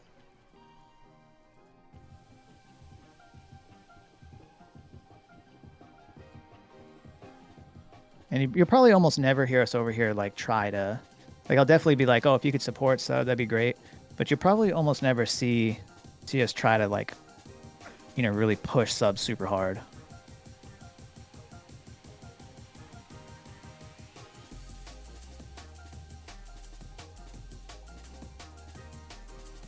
All right, Eternal really trying to... Oh, there comes the title charm. I mean, you can't make it up. Noose really trying to get ahead of damage. Eternal dealing with the silence right now. Health pot comes out. Oh, into the blackout. That's going to be it if he gets a mind spike off here. Yeah. Unfortunate timing from that blackout stun. It couldn't have been better. Right after the silence. Yeah, that blackout proc was disgusting. Well played by Noose. Or well played by the RNG gods, however you want to look at it. Great duel, boys.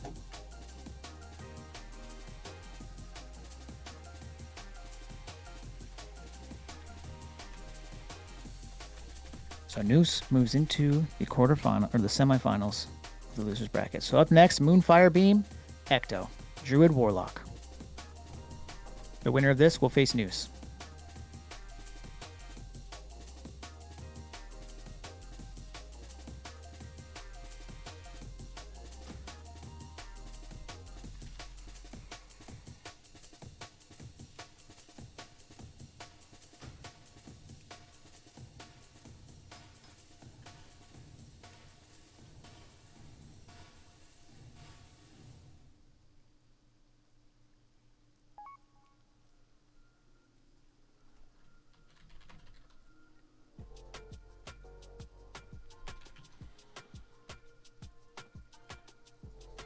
All right, Ecto versus Moonfire here.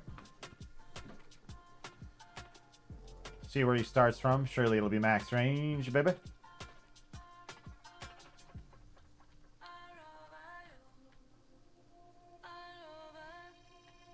Thought for a second his pet was going for him, actually. No, I think it's a macro and it's like hitting the bird in the back, so it's like going towards him. Moonfire, and on the other side of the dueling arena here, in a pretty good position to be able to kite. Does decurse himself immediately when that curse elements is going to connect onto him, puts it back onto him afterwards. Is he going to decurse it with another global? There is the stun. Does get blanket silence, not going to be able to starfire or anything like that. You are going to see the target dummy in that Fellhunter's pacing. He like 3 times spaced back and forth to it. Decided not to, says no, I want that druid butt, baby. There's a big starfire coming out into the Wrath. They do pop those heals, and they're offhand as well. Try to get there's a little bit of absorb. There's the War Stomp. Will it be enough? It is a lot of damage. Star Surge comes out and finishes him off. Wow.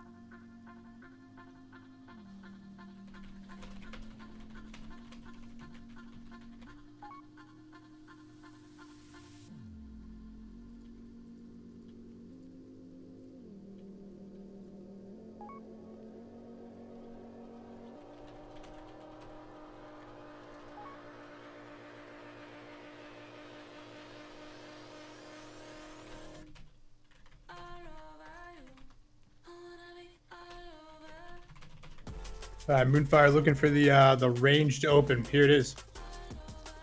Getting the damage done early, trying to keep the distance. Don't want the pet hitting him. Yeah. Yep. Travel forms of CS. Beautiful. Trying to get some range. Trying to get the D curse rolling. Doesn't want to give up range yet. He's really trying to reset here. This is really tough for Moonfire because he just got rid of the Drain Life, and it's probably out. There it is. It's off cooldown. He wasn't. There we go. He needed that stun just to get away from this Drain Life. Our Warlock friend is getting far too much value from it, and it's not even like Moonfire misplaying right now. It's just he needs to kite away, find that opportunity. There it is. But now it's close again. There's going to be the Furbolg Medicine Pouch coming out from Moonfire right now. Yeah, huge. Huge. And the lock is out of mana now. Moonfire got him right where he wants him. It's over. It's over. Lock can't sustain the heals. Moonfire's going to get distance and break the Drain Life. Maybe. There it is. Broken. There's a health potion in it. Looked like a crit because that was a lot of healing. He got a lot of value out of that one right there. There's the Starfire. We need to see a crit, baby, and it does. Big damage coming out from Moonfire. But Moonfire's out of mana. He has 19 mana. And he's getting There's the need. Oh my god. Does he have anything? Oh! Oof, baby. GG. What a comeback. Well played, Echo.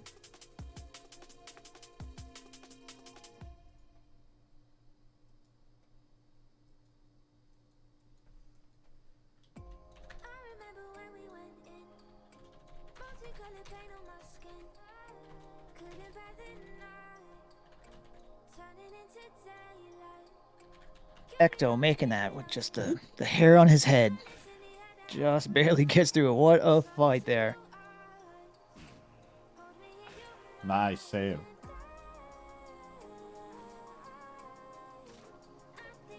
Whoa, Corvina out of nowhere.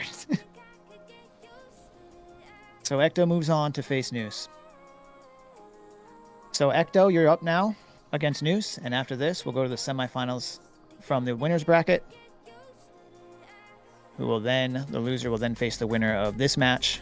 The winner of that will then be in the finals. We are now down to 4 matches. Let's just take a quick look here at what we went through tonight.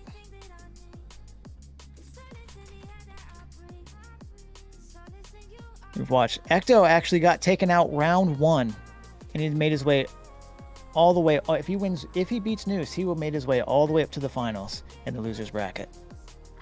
Noose got taken out round 3, made his way back up.